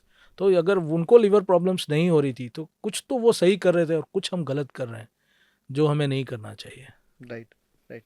Sir, आज के टाइम में फूड के अंदर दो पार्ट है, दो क्वेश्चंस मेरे हैं। पहली बात, जो पैकेट में आता है, ब्रांडिंग, विजिबल, सीधा पिकअप कर लो, वैसा प्रोडक्ट्स है, वो प्रोडक्ट्स के लिए आप क्या कहना चाहेंगे सर? देखिए, ऐसा है कि एक जनरल ब्लैंकेट स्टेटमेंट तो मैं नहीं कहूँगा, लेकिन ये कहूँगा कि इनमें से ज़्यादातर फूड्स हैं वो अनहेल्दी होते हैं, ठीक है। ऐसा नहीं बोल रहा कि सारे फूड्स अनहेल्दी होते हैं, बट येस, पैकेज फूड्स में आजकल एक तो मेन प्रॉब्लम होता है प्रिजर्वेटिव का, क्योंकि उसमें प्रिजर्वेटिव यूज़ करना मैंडेटरी है। उसके बगैर आप चीज़ों को ज़्यादा टाइम तक उनकी शेल्फ लाइफ बढ़ा नहीं सकते हो, ठीक है। तो एक प्रॉब्लम तो वो क्रिएट करता है, वो प्रिजर्वेटिव्स में से बहुत सारे कैंसर्स भी करते हैं और दूसरे प्रॉब्लम्स क्रिएट करते हैं। और दूसरी चीज़ होती है, जो आजकल एक कल्चर आ रहा है, वेस्टर्न कल्चर, फ्रोज़न फूड का, जिसको आप फ्रोज़न फूड लेके रख लो और उनको फिर बाद में आप, अगेन फास्ट लाइफ है, बनाने का टाइम नहीं है, खाने का टाइम नहीं है, फ्रिज में से निकाला, हीट किया, खाया। तो कहीं ना कहीं वो भी हमारी हेल्थ को इम्पेक्ट करता है, क्योंकि जितनी बार आप फूड को रीहीट करते हो उतनी बार उसके जो अच्छे न्यूट्रिएंट्स होते हैं वो डी नेचर हो जाते हैं। फॉर एग्जांपल प्रोटीन्स हैं, प्रोटीन्स को आप बार बार हीट करोगे तो वो डी नेचर हो जाते हैं, तो आप फिर क्या ले रहे हो शरीर में? फैट और कार्बोहाइड्रेट्स ही ले रहे हो। सो दैट इज़ वाई ये प्रैक्टिसेस, आई वुड नॉट से दे आर हेल्दी। आपकी लाइफ की मजबूरियां हैं, प्रोफेशन की मजबूरियां हैं, लेकिन उसको रिस्ट्रिक्ट कर सके तो ज़्यादा बेटर है। जी, जी। Thank you very much on this food section. अभी एक खाने की ही चीज़ है जो हम लेते रहते हैं, बहुत सारी चीज़ें हैं जो हम कंज्यूम करते हैं ये सोच के कि ये हेल्दी है, ये सोच के कि इससे हमारी हेल्थ बेटर होगी। तो ये सिनेरियो में ये जो चीज़ें हैं ऐसी, वो कौन कौन सी चीज़ें हैं जो आपको देखने मिली है बहुत सारे केसेस में कि यार कोई ये कर रहा था उसकी वजह से उसको इम्पैक्ट हुआ? बहुत सारी ऐसी चीज़ें हैं, और अभी मार्केटिंग का ज़माना है, फास्ट ज़माना है, ये खाओगे तो ये हो जाएगा, ये खाओगे तो आप हेल्दी हो रहोगे, लाइफ टाइम तक रहोगे, ऐसा बहुत सारे दवाइयाँ हैं। तो उसके लिए क्या कहना चाहेंगे सर? एक एक इंग्लिश में सेइंग है, there is no shortcut to success. वैसे ही हेल्थ के लिए कोई शॉर्टकट नहीं होता है। यदि हम सोचें कि हमने कुछ ऐसे मार्केट में प्रोडक्ट्स हैं जिनको अक्सर डिटॉक्स प्रोडक्ट्स के नाम से बेचा जाता है, और हम सोचें कि ये हमने ले लिया और हमारे शरीर का, हमारे आत्मा का सारा टॉक्सिन है वो सब डिटॉक्स हो जाएगा। It is not possible. और सबसे बड़ी बात यह है कि जो ऑर्गन खुद डिटॉक्स करने का काम करता है, उसे आप क्या डिटॉक्स करोगे? ये सब चीज़ों से आप उसको क्या डिटॉक्स करोगे? इनफैक्ट बहुत सी चीज़ें ऐसी मार्केट में अवेलेबल हैं, जैसे कि मिल्क थिसल है, बहुत से हर्बल सप्लीमेंट्स हैं। हम्म। रेडियो पे भी अक्सर कई बार एड्स सुनाई देती हैं कि लिवर को डिटॉक्स करने के लिए ये प्रोडक्ट है, फलाना प्रोडक्ट है। लेकिन एक्चुअली ये कोई साइंटिफिक एविडेंस आज तक प्रोड्यूस नहीं हुआ है विच कैन कंक्लूसिवली प्रूव कि ये प्रोडक्ट से आपका लिवर हेल्दी रहेगा या हेल्दी हो जाएगा। और दूसरी चीज़ कि ये ज़रूर स्टडीज़ में पाया गया है कि इनमें से बहुत से प्रोडक्ट्स ऐसे होते हैं जिनको ज़्यादा मात्रा में लेने पे लिवर को डैमेज होने के रिस्क बढ़ जाता है। तो आई वुड से कि इन चीज़ों से दूर रह के जो नेचुरल वेज टू डिटॉक्स हैं, जैसे कि healthy lifestyle, healthy food habits, healthy weight, stay away from harmful substances जिसमें सबसे इम्पॉर्टेंट अल्कोहल है। तो ये चीज़ें जो है these are the natural ways to so called detox the liver and keep it healthy. वो ज़्यादा सेफ है, ज़्यादा अच्छा है, ज़्यादा इफेक्टिव है, ज़्यादा इम्पैक्टफुल है। राइट। और सर दूसरी बात ये आती है कि बहुत सारे प्रोडक्ट्स जब हम खरीदते हैं, सप्लीमेंट्स वगैरह, तो इंटरनेट के वीडियोस के बेस पे लेते हैं या उसकी एड्स चलती है, इम्पल्सिव एड्स, क्योंकि उसको बिहेवियर पता होता है कि ये बंदा ये, अभी तो टेक्नोलॉजी का टाइम है, उसके पास सब डेटा है। आप क्या करते हो, किससे मिलते हो, किससे बातें करते हो, वो सब डेटा सुनता है। कई बार ऐसा लोगों ने देखा होगा कि अपने हेल्थ के बारे में बात करेंगे और एड्स आना चालू हो जाएंगे। तो वो सिचुएशन में आदमी कैसे उसके अंदर थोड़ा रिसर्च करके, खुद भी रिसर्च करे और डॉक्टर के पास भी जाए कि इम्पल्सिव बाइंग ऐसी चीज़ों का नहीं करे। 5 साल तक ये लिया, 3 साल तक ये लिया, 4 महीने में ये लिया, फिर कुछ और ले लिया, बदलते ही रहते हैं। खुद ही डॉक्टर हम बन जाते हैं या खुद ही हेल्थ प्रोफेशनल्स बन जाते हैं। तो उसमें आप क्या सजेस्ट करेंगे सर? जैसा आपने बहुत सही बताया, यदि आप कोई वेबसाइट पे भी आप सर्च करते हैं तो वो डेटा भी ऑनलाइन चला जाता है and people can know that you have visited this website. आपकी ये क्वेरी थी, आप ये ढूंढ रहे थे, इस चीज़ से रिलेटेड आप सर्च कर रहे थे, और आपकी जो क्वेरीज है उसी से रिलेटेड आपको सजेस्टेड रील्स या सजेस्टेड वीडियोज़ या सजेस्टेड पोस्ट आने लगते हैं। So it's it is kind of it is marketing basically. मैं ये शब्द यूज़ करूँगा, ये जाती नहीं होगी अगर मैं ये शब्द यूज़ करूँ। It is marketing, nothing else. तो एक चीज़ ये है कि यदि आप कोई चीज़ खास करके हेल्थ रिलेटेड कोई एडवाइस या सजेशन आप सोशल मीडिया में देखते हैं, तो पहली चीज़ कि जो ये एडवाइस या सजेशन दे रहा है उसके क्रेडेंशियल्स पहले चेक कीजिए, वेदर ही और she is an expert in this field और नॉट। पहली चीज़। दूसरी चीज़, कई बार एक्सपर्ट से भी भूल होती है। हो सकता है मैं जो कुछ बातें बता रहा हूँ उनमें कहीं पे मैं भी गलत हो सकता हूँ। तो search for the evidence if you have time. आप ऑनलाइन सर्च कीजिए, प्रॉपर साइंटिफिक स्टडीज़ सर्च कीजिए कि वाकई में इन चीज़ों का एविडेंस है या नहीं है, इफ़ यू हैव टाइम। यदि टाइम नहीं है, best thing is consult an expert. आप एक्सपर्ट के पास जाइए, हेल्थ एक्सपर्ट के पास जाइए, उनसे पूछिए लिवर से रिलेटेड प्रॉब्लम है, लिवर स्पेशलिस्ट के पास जाइए, उनसे बात कीजिए कि भाई सर मैंने आज ये देखा था, ये वीडियो में ये दिखा रहे थे कि ये चीज़, ये सप्लीमेंट लिवर के लिए अच्छा है, तो क्या मुझे ये लेना चाहिए या नहीं। That is the best, the third way of confirming whether it is good for you or not. Right, right. And even जैसे अभी एक बहुत नोन वीडियो क्रिएटर है जो बहुत सारे प्रोडक्ट्स को क्रिटिसाइज करता है, फूड फार्मर शायद तक उनका नाम है। तो contents, ingredients and percentage, we miss to read that. Most important thing, yes. ये हेल्दी है, इसमें ये कंटेंट है, पर कितना है? प्रोटीन युक्त के हेल्दी, मल्टीपल एंटीऑक्सीडेंट्स, पर what is the percentage? Right from the creams you apply, everything is having chemicals, and we don't really कि भाई रियल केसर, अरे भाई साहब रियल केसर का नाम पता तो करो कि रियल केसर कितने में मिलता है, कि एक्चुअल या कॉस्ट कितनी है। शुद्ध देसी घी से बना हुआ। शुद्ध देसी घी अपने देश में बहुत इम्पोर्टेंट है। बहुत सारी चीज़ें हैं, घी के अराउंड भी बहुत सारे कंट्रोवर्सी है, बट सर इंग्रेडिएंट देखते नहीं और हम सिर्फ उसका लेबल देख के ले लेते हैं। सर ऐसा क्यों होता है?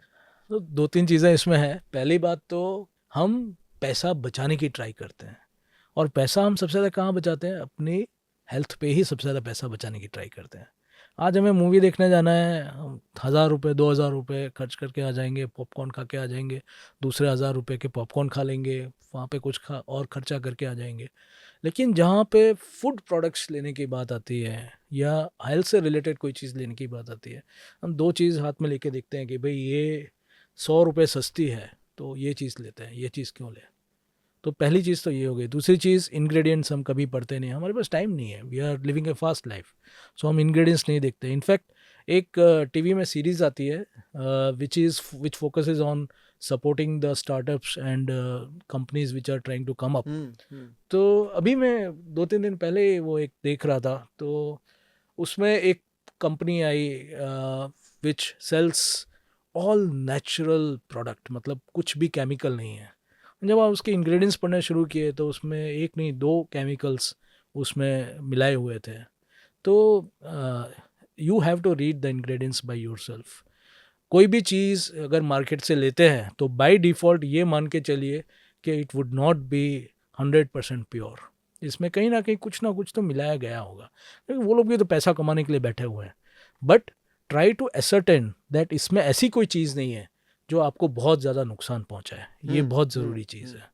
भ्रामक एड्स पे मत जाइए, deceptive ads, complete natural, complete organic. पहले खुद की तसल्ली कीजिए कि एक्चुअल में ये जो बोल रहे हैं वो चीज़ इसमें है या it is just a marketing gimmick. Absolutely. That is very important. Yes, yes.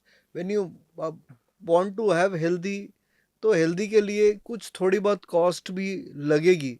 बिल्कुल। आप सस्ता भी ढूंढ रहे हो और बेस्ट भी ढूंढ रहे हो तो काफ़ी चीज़ें मैच नहीं होगी। ऐसा नहीं है कि सस्ता फूड अवेलेबल नहीं है, सब कुछ अवेलेबल है। ये महंगा हमने बनाया है बहुत सारी चीज़ें, और बहुत सारी चीज़ें जो प्योर अगर चाहिए तो थोड़ा बहुत कॉस्ट आपको डालना पड़ेगा। भ्रामक ऐड वो प्रोडक्ट को ज़्यादा बेचने के लिए। आज बहुत सारे रिसोर्सेज बहुत लिमिटेड है, तो उसमें प्योरिटी का अवेलेबिलिटी बहुत काफ़ी डिफ़िकल्ट है। इम्पॉसिबल नहीं है, it is completely possible. There are people, there are brands which are giving organic healthy products, but आपको वो चेक करना बहुत ज़रूरी है। अगर सस्ता है और इंग्रेडिएंट्स नहीं देखे तो you might get into a trap. Ending this section and I would want to know sir कि जो सप्लीमेंट्स लेते हैं, क्या सप्लीमेंट्स भी अनहेल्दी हो सकते हैं? यस, कोई भी चीज़, इवन सप्लीमेंट्स भी, यदि ज़्यादा मात्रा में ली जाए, जितना आपको बॉडी को ज़रूरत नहीं है, तो वो फिर बाद में अपने साइड इफ़ेक्ट्स और एडवर्स इफ़ेक्ट्स क्रिएट करती है। There is scientific evidence for that.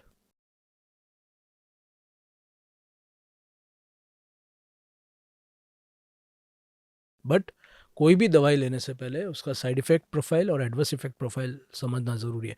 क्या आपको पता है कि सिंपल एसिडिटी की जो दवाइयाँ होती हैं, जो फार्मेसी में जाके हम बोलते हैं कि एसिडिटी नहीं दवा पी दो, गैस्ट्राइटिस से उठाए जाए, वो दवाइयाँ भी नुकसान करती हैं यदि उनको ज़्यादा मात्रा में लिया जाए, लंबे टाइम तक लिया जाए तो। इसीलिए कोई भी दवाई यदि आप ले रहे हैं which is not a routine medicine, तो अपने डॉक्टर से परामर्श करके, कंसल्ट करके, उसका साइड इफ़ेक्ट्स, एडवर्स इफ़ेक्ट्स समझ के, क्या क्या एडवर्स इफ़ेक्ट्स जब हो तो हमें उस दवाई को रोकना है और डॉक्टर को कंसल्ट करना है, ये सब समझ के फिर वो दवाई लेना चाहिए। राइट, यानी कहीं पे भी कुछ भी चीज़ ऐसे ही हमने कि भाई ये तो निर्दोष चीज़ है, पर आप एडवाइस नहीं लेंगे तो प्रॉब्लम हो सकता है। Yes. हर एक चीज़ आप यूज़ कर रहे हैं, of course there are traditional medicine हो या मॉडर्न मेडिसिन हो, आपको उसके कहीं ना कहीं कॉज एंड इफेक्ट रहता है। कुछ भी लोगे तो कुछ ना कुछ तो वो करेगा, Yes. या तो वो हेल्दी करेगा या तो अनहेल्दी करेगा। सो सर, ये ज़माना सॉफ्ट ड्रिंक्स का है, हेल्दी ड्रिंक्स का है, ये सारी ड्रिंक्स है। हम कोई ब्रांड को नहीं लेते हैं इसके अंदर, बट तो ये सब ड्रिंक्स जो है उसके लिए क्या कहना चाहेंगे आप? सबसे पहली बात तो मैं ये बोलूँगा कि आज मार्केट में कोई भी ड्रिंक अवेलेबल हो, ड्रिंक क्या, कोई भी प्रोडक्ट अवेलेबल हो, ऐसी प्रोडक्ट ढूंढना बहुत मुश्किल है जिसमें शुगर ऐड नहीं किया गया हो। इवन जो जूसेस अवेलेबल होते हैं वो भी शुगर ही होते हैं, शुगर ऐड करके दिए जाते हैं, राइट, पैकेज जूसेस जो होते हैं। सो पहले तो नुकसान आपका वहीं से शुरू हो जाता है। Soft drinks they are so sweet, मतलब आप लोगे इतना मीठा लगता है, उससे आपको किक आता है, ठीक है। सो एनीथिंग विच इज़, और उनको स्वीट बनाने के लिए कितना शुगर यूज़ किया जाता है, ठीक है। सो सबसे पहला तो वही चीज़ आपको शरीर को नुकसान पहुंचा देता है. शुगर नहीं होगा तो सॉल्ट होगा, सॉल्टी ड्रिंक्स होते हैं. Salt is also, excess salt is not good for liver. Excess sugar, excess salt, none of these are good for your liver. Right. So पहली चीज़ तो वहीं से कहानी शुरू हो जाती है और वहीं पे ख़त्म हो जाती है कि शुगरी एंड सॉल्टी ड्रिंक्स जो होते हैं वही आपके शरीर को नुकसान पहुंचाते हैं. उसके अलावा जो दूसरे केमिकल्स उनमें मिलाए जाते हैं, कलर्स मिलाए जाते हैं, ऐसी तो कलर्स अपने आप नहीं आते ना, कलर्स मिलाने पड़ते हैं तभी तो कलर्स आते हैं उनके. तो वो उनकी तो मैं बात ही नहीं कर रहा, वो कहाँ कहाँ जाके आपके शरीर को किन किन ऑर्गन्स को डैमेज करते हैं. तो इसीलिए no, they are not healthy even if they are being package as healthy drinks. And second is कि यदि आप उसको लेते भी हैं तो एक लिमिट में लीजिए. ऐसा नहीं है कि ये हेल्दी है तो रोज़ हम लेंगे तो हमारा लिवर बिल्कुल हेल्दी रहेगा, ऐसा नहीं है. यदि आप अमृत को भी ज़्यादा मात्रा में लेंगे तो वो भी आपके शरीर को नुकसान पहुंचाएगा. So anything that you take should be in moderation. यानी वो एक श्लोक था, अति वर्जति. यस. यानी कुछ भी ज्यादा करेंगे, कुछ भी ज्यादा मात्रा में करेंगे तो वो आपको हार्म कर सकता है. वो कोई भी हो, टीवी ज्यादा देखो, नेटफ्लिक्स ज्यादा देखो, खाना ज्यादा खाओ, अपने हिसाब से जितनी जरूरत है उतना ही करेंगे तो बेटर है. So this is what it is. अब आते हैं सर बात पे, वो आती है सोशल ड्रिंकिंग. भले गुजरात तो ड्राई स्टेट है और अभी we are also in a process of relaxation of alcohol drinks. बहुत सारी चीज़ें आ रही है, ठीक है. बट सर ये सोशल ड्रिंकिंग का फिनोमिना है कि बस एक ड्रिंक, दो ड्रिंक, उसके लिए क्या कहना चाहेंगे आप सर?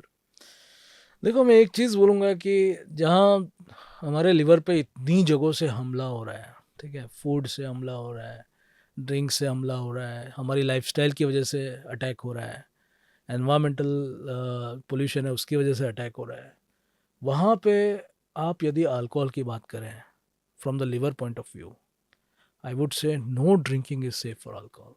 बहुत से डॉक्टर्स ऐसा बोलते हैं कि इतना ml तक सेफ़ है या इतना ml आप ले सकते हैं, सेफ़ है. लेकिन जब आप ये बात बोलते हैं तो you forget that you have to consider other factors also. It is not an absolute, you cannot say it as an absolute statement कि इतना अल्कोहल सेफ़ है. इतना अल्कोहल सेफ़ है यदि आपका लिवर कहीं और तरीके से अफेक्ट नहीं हो रहा है, तो इम्पैक्ट नहीं हो रहा है, तो आप चाहते ना चाहते हुए भी आपका कहीं ना कहीं लिवर पे बर्डन आ ही रहा है. उसमें आप थोड़ा बहुत भी यदि अल्कोहल ले रहे हैं, that alcohol will definitely damage your liver. पहली चीज़ ये हो गई. दूसरी चीज़ ये हो गई कि when you start to drink, you may start with small, कभी कभार लिया, सोशल ड्रिंकिंग लिया, लेकिन जब वो एक्सेस मिल जाता है, जब उसका रिवॉर्ड आपको मिलना शुरू हो जाता है, you feel relaxed and you know whatever benefits you might be getting, तो वो स्मॉल ड्रिंकिंग से लार्ज ड्रिंकिंग कब होता है, we never know, and that accelerates your liver failure. So yes, if you ask me from the liver point of view, how much drinking is safe, I would say no drinking is safe for your liver. Please try to avoid it as far as possible. Right. और उसके अंदर sir hereditary और आपकी body type और ये सब चीज़ों से भी किसी को शायद, ऐसा मैंने कहीं देखा था कि women's drinking is more impactful than a male drinking. How much Yeah. Is the truth in this? So called safe drinking limits are on the lower side when it compares to men.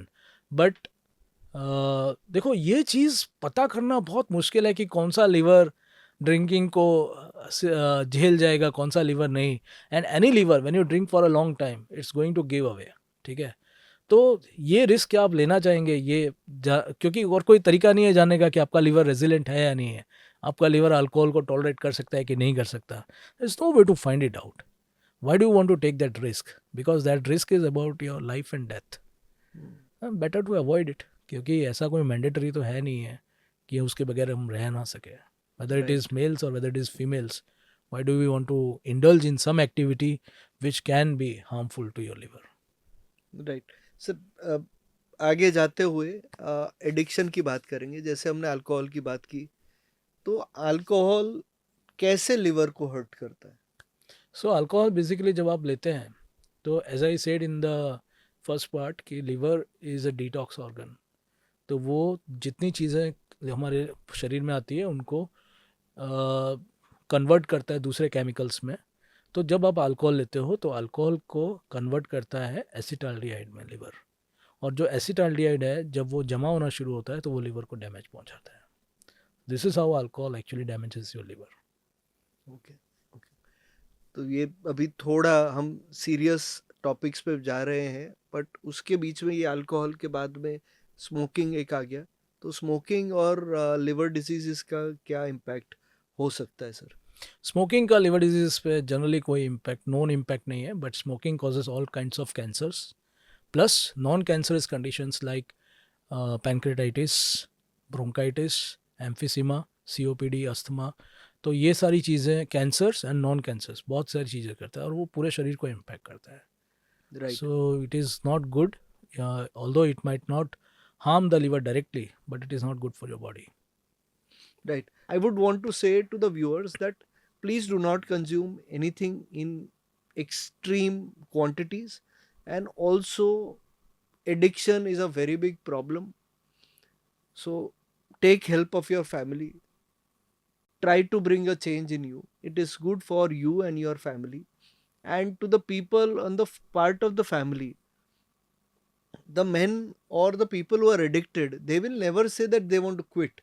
But अंदर से तो उनको भी पता है कि इसमें से मुझे छूटना है.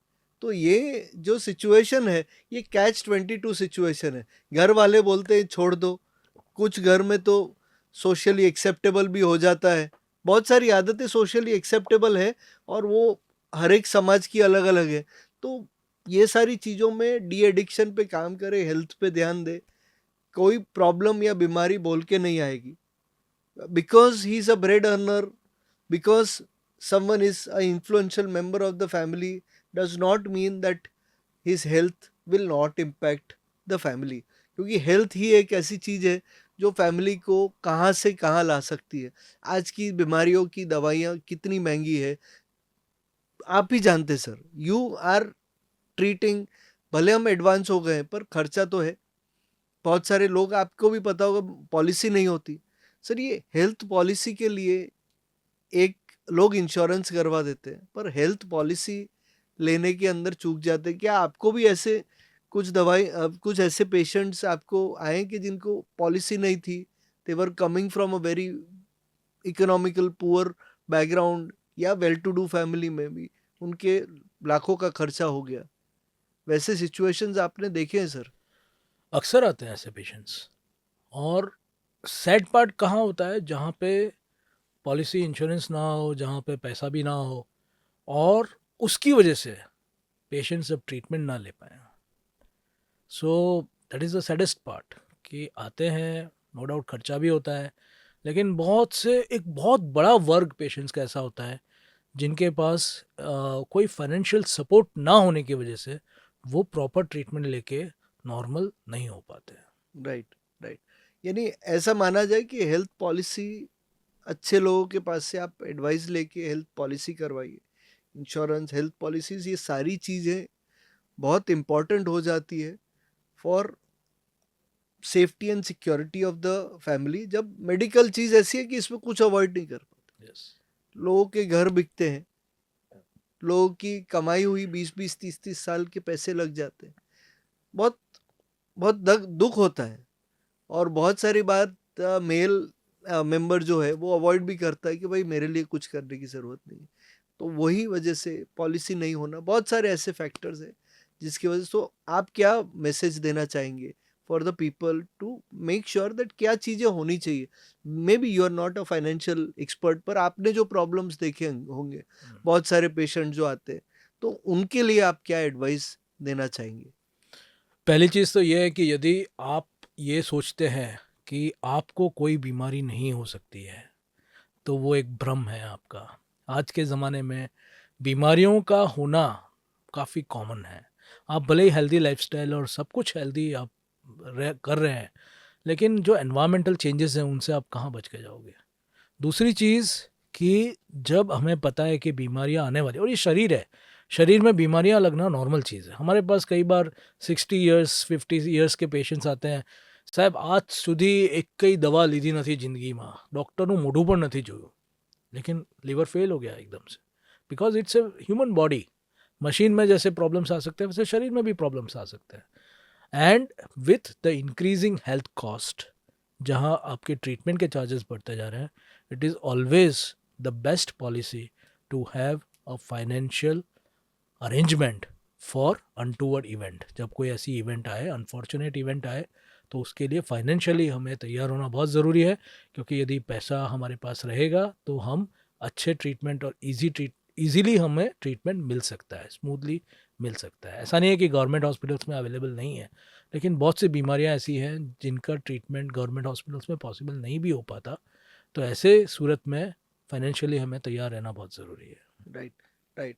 जैसे इंडिया में हेल्थ स्टैंडर्ड्स काफ़ी बेटर है, despite we are a very populous nation. India के अंदर आपको छोटी छोटी ट्रीटमेंट के लिए भी 6-6 महीने 3-3 महीने का वेट नहीं करना पड़ता। जैसे अभी कनाडा में केस हुआ था, बंदे को हार्ट अटैक आया, उसको बोला कुछ नहीं है, कुछ नहीं है, और वो गुजर गए। बहुत सारे ऐसी बीमारियां हैं कि पूरी दुनिया से लोग इंडिया में आज आ रहे हैं। आप जो हॉस्पिटल में, शेल्बी हॉस्पिटल में आप जहाँ सर्व कर रहे हैं as a doctor since a very good amount of time, तो सर ऐसी मल्टीनेशनल हॉस्पिटल्स में अक्रॉस द वर्ल्ड लोग आके दवाइयाँ कर रहे हैं। उसका क्या रीज़न है सर? इंडिया में लोग क्यों आते हैं बाहर से? Mainly for 3 reasons. जैसा आपने बताया, पहला रीज़न तो कि यहाँ ट्रीटमेंट फास्ट मिलता है। वहाँ many countries, I would not name them, but ऐसी बहुत सी कंट्रीज़ है जहाँ स्पेशलिस्ट तक पहुँचने के लिए आपको कई महीने लग जाते हैं। You have to go through nurse, then general physician, then probably a broad specialist, then a super specialist. यहाँ इंडिया में सुपर स्पेशलिस्ट आपको फर्स्ट वो स्टेप पे ही अवेलेबल हो सकते हैं। तो पहली बात तो ट्रीटमेंट फास्ट मिलती है। सर्जरीज़ के लिए वेटिंग पीरियड नहीं होता वहाँ पे। सर्जरीज़ के लिए लोगों को, even the surgeries which our life saving, उसके लिए भी महीनों महीनों तक उन्हें वेट करना पड़ता है। जब उनका टर्न आता है तब उनकी सर्जरी होती है। सो that is another reason. Third reason is financial expenses, क्योंकि इंडिया में हेल्थ केयर, भले ही हम अक्सर डिस्कस करते हैं हेल्थ केयर का कॉस्ट बढ़ रहा है, कॉस्ट बढ़ रहा है, but still you will be surprise कि compare to western countries it is far far far cheaper compare to western countries. वहाँ पे जो कॉस्ट आते हैं उसके कंपैरिजन में हमारे कॉस्ट काफ़ी कम होते हैं। And the third thing would be कि एक्सपर्टीज़। बहुत सी चीज़ें ऐसी हैं, जैसे कि if I talk about transplants, so transplants में लिविंग डोनर ट्रांसप्लांट्स जो होते हैं, जो हम आगे डिस्कस करेंगे, सो लिविंग डोनर ट्रांसप्लांट्स में इंडिया की एक्सपर्टीज़ है। इंडिया में वॉल्यूम्स हैं, इंडिया में एक्सपीरियंस है, एक्सपर्टीज़ है। सो लिविंग डोनर ट्रांसप्लांट्स के लिए विदेशों से पेशेंट्स यहाँ पे आके ट्रांसप्लांट कराते हैं। Right, so these are the 3 और 4 रीजंस कि क्यों हमारे यहाँ बाहर से पेशेंट्स इतने सारे आते हैं। राइट। तो अभी आगे बढ़ते हुए very common disease we are going to talk about कि भाई जो आगे जाके बड़ा प्रॉब्लम होता है। फैटी लिवर की हमने डिटेल में बात की, अभी हम बात करेंगे जॉन्डिस। सर जॉन्डिस क्या होता है? क्योंकि लोगों को क्या है कि वो पी लिया कि भाई ये तो कॉमन है, जिंदगी में एक दो बार तो होगा ही, पर जॉन्डिस क्यों होता है? और जॉन्डिस से क्या, अगर ध्यान नहीं रखा गया तो आगे जाके क्या प्रॉब्लम हो सकते हैं? सो जॉन्डिस जो बेसिकली कॉमनली हमारे देश में जो होता है, वो अक्सर कोई ना कोई प्रकार के हिपेटाइटिस की वजह से होता है, which is the probably one of the commonest causes for jaundice in India. और अक्सर हमारे यहाँ क्या होता है, जॉन्डिस होता है तो हम सबसे पहला स्टेप क्या करते हैं, मतलब बाकी जगहों पे तो डॉक्टर के पास जाते हैं, हमारे ढूंढने जाते हैं उस आदमी को जिसको झाड़ फूँक करना आता हो। ठीक है, उसे पकड़ के उसे झाड़ फूँक कराएंगे, फिर वो शुगर केन का जूस पिलाना शुरू करते हैं, गले में वो लंबी सी माला पहना देते हैं। And these are the ways we treat jaundice in our country, which is probably not the right way to treat jaundice. Jaundice कितना नॉर्मल है, कितना एबनॉर्मल है, कब डॉक्टर के पास जाना चाहिए? Any jaundice is abnormal, that is not a normal part of your life. अगर jaundice होता है, चाहे शुरुआती 2 या 3 पॉइंट्स हो या 4 पॉइंट्स बिलिरुबिन हो, that is also not normal. You should not try to treat it at home without consulting a specialist. Doctor को दिखाना बहुत ज़रूरी है, तसल्ली करना ज़रूरी है कि इट इज़ हेपेटाइटिस और समथिंग एल्स। इसकी कोई एडवांस ट्रीटमेंट की ज़रूरत नहीं है, ये सिर्फ इसी वजह से है और ये ठीक हो जाएगा अपने आप। अच्छी बात है, अपने आप ठीक हो जाता है, अच्छी चीज़ है।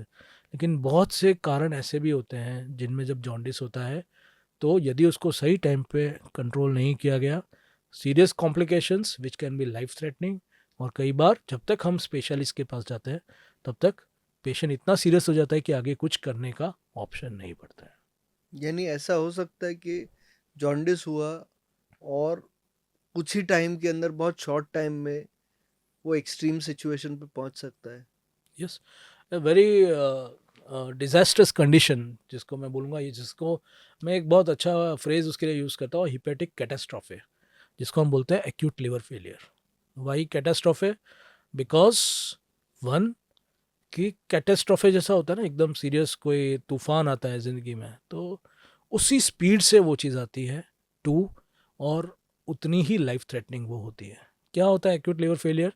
कि आपको कोई लिवर की बीमारी की हिस्ट्री नहीं है, आपको आज तक कभी लीवर से रिलेटेड कोई प्रॉब्लम नहीं हुआ, अपने रूटीन चेकअप्स भी कराएं उसमें भी लीवर का कोई प्रॉब्लम नहीं हुआ, बट ऐसी कोई आपको बीमारी हुई, जैसे कि कोई डेंगू फीवर हुआ, कोई वायरल इलनेस हुआ, या हिपेटाइटिस ए या हिपेटाइटिस ई हुआ, जो नॉर्मली यदि देखा जाए तो अक्सर लोगों को होता है, चला जाता है 15 दिन 20 दिन, ज़्यादा से ज़्यादा 1 महीने में जॉन्डिस कम हो जाता है या ख़त्म हो जाता है। लेकिन कई बार ऐसा होता है कि इन बीमारियों में लिवर में इतना ज़्यादा सेल डैमेज होता है, सेल जिसको मेडिकल भाषा में नेक्रोसिस कहते हैं, इतना ज़्यादा नेक्रोसिस होता है कि लिवर एकदम से फेल हो जाता है। और जैसा हमने आगे समझा कि लिवर हमारी बॉडी का इंजन है, जब लिवर फेल होता है तो उसके साथ साथ बॉडी का पूरा सिस्टम एक एक करके फेल होना शुरू हो जाता है, and that condition is called acute liver failure. कि जो लिवर एकदम ठीक था उसको इतना ज़्यादा डैमेज हुआ किसी बीमारी की वजह से कि वो लिवर एकदम से फेल हो गया। और अक्सर इस कंडीशंस में क्या होता है, जॉन्डिस होता है, उसके कुछ दिनों के बाद पेशेंट का एमोनिया बढ़ता है और ये उसका जो सेंसोरियम है वो गड़बड़ होना शुरू हो जाता है। He does not realize what time it is, what day it is, और अगर वहाँ पे भी ट्रीट नहीं किया गया तो आगे जाके कोमा में चला जाता है और उसके बाद उसकी डेथ हो जाती है। So this is what is acute liver failure. Right. यानी आप आ, ऐसा बोल सकते हैं कि अगर हमने जॉन्डिस, कमला, पीलिया, उसमें अगर हमने ध्यान नहीं दिया तो बहुत एक्सट्रीम सिचुएशंस आ सकती है, और साथ साथ में बहुत सारी जगह पे इग्नोर नहीं करना चाहिए कि ये तो रूटीन चीज़ है, और बहुत सारी बातें हैं। सो क्या सर, ये सही में जॉन्डिस में से कितने केसेस सीरियस हो सकते हैं? Small proportion of cases serious हो सकते हैं। अगेन जैसे मैंने बोला कि यदि कंफर्म हुआ कि ये हिपेटाइटिस है, वायरल हिपेटाइटिस है, तो चांसेस हैं कि आप नॉर्मली आप इसमें से रिकवर हो जाएंगे अगर वो हिपेटाइटिस ए या ई है। लेकिन उसमें से भी एक स्मॉल फ्रैक्शन ऑफ पेशेंट्स होता है जो जैसे मैंने बताया एक्यूट लिवर फेलियर में जाता है। जॉन्डिस और भी बहुत सारे रीजंस की वजह से होता है, जैसे कि अल्कोहलिक हिपेटाइटिस, हम्म। अल्कोहल लिया आपने, ले रहे हो आप काफ़ी टाइम से, अल्कोहल का बिंज लिया, एक साथ बहुत ज़्यादा अल्कोहल लिया और लिवर एकदम से बैठ गया, that is alcoholic hepatitis. Again that becomes a serious problem, क्योंकि उसमें भी मेडिकल ट्रीटमेंट की ज़रूरत पड़ती है काफ़ी टाइम तक, और यदि वो रिवर्स नहीं हुआ और अगर लिवर फेलियर में गया तो आगे जाके आपको ट्रांसप्लांट की ज़रूरत भी पड़ सकती है। दूसरी कंडीशंस होती हैं जैसे कि हेपेटाइटिस बी और सी, उसमें यदि जॉन्डिस हुआ तो दैट इज़ अ साइन कि आपका लिवर फेल हो रहा है, लिवर ख़त्म हो रहा है, और ऐसी कंडीशंस में भी आगे जाके आपको ट्रांसप्लांट की ज़रूरत पड़ सकती है। इसके अलावा और भी जो रीजंस होते हैं जो लेस कॉमन होते हैं, जैसे कि ऑटो इम्यून हिपेटाइटिस होता है, विल्सन्स हिपेटाइटिस होता है, तो ये और ऐसी कंडीशंस हैं जिनमें भी जॉन्डिस हो सकता है।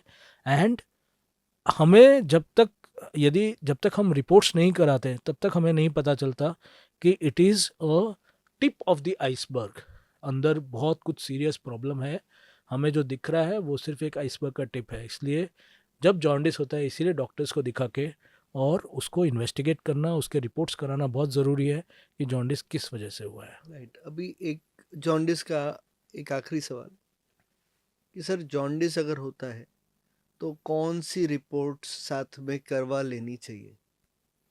आप एक सिंपल लिवर फंक्शन टेस्ट कराइए, जॉन्डिस कंफर्म होता है, आप डॉक्टर के पास जाइए वो रिपोर्ट्स लेके, and get your self treated or further evaluated on the basis of that report. Right. यानी एक प्रिवेंटिव मेजर में कि भाई, एक line I would like to add या to the previous causes of jaundice. ये जो मैंने बताया जॉन्डिस के जो कॉजेज जो बताया, उसमें एक और इम्पॉर्टेंट इग्नोर्ड नेग्लेक्टेड कॉज होता है, वो होता है कैंसर्स। बहुत से कैंसर्स ऐसे होते हैं जो जॉन्डिस के साथ प्रेजेंट होते हैं। आगे आपको कोई सिम्टम्स, कोई साइंस नहीं होते, जैसे कि पैनक्रियास का कैंसर है, बाइल डक्ट का कैंसर है, गॉल ब्लैडर का कैंसर है। तो कई बार उनका इंडेक्स प्रेजेंटेशन, यानी पहला जो प्रेजेंटेशन होता है, वो जॉन्डिस के साथ होता है। और जब उसको हम फर्दर इवेल्युएट करते हैं तब हमें पता चलता है कि अंडरलाइंग कैंसर है। और इनमें से बहुत सारे कैंसर्स यदि सही स्टेज पे डायग्नोस किया जाए तो they can be completely curable. तो इसलिए जॉन्डिस में हमें ध्यान रखना बहुत ज़रूरी है। Right, right.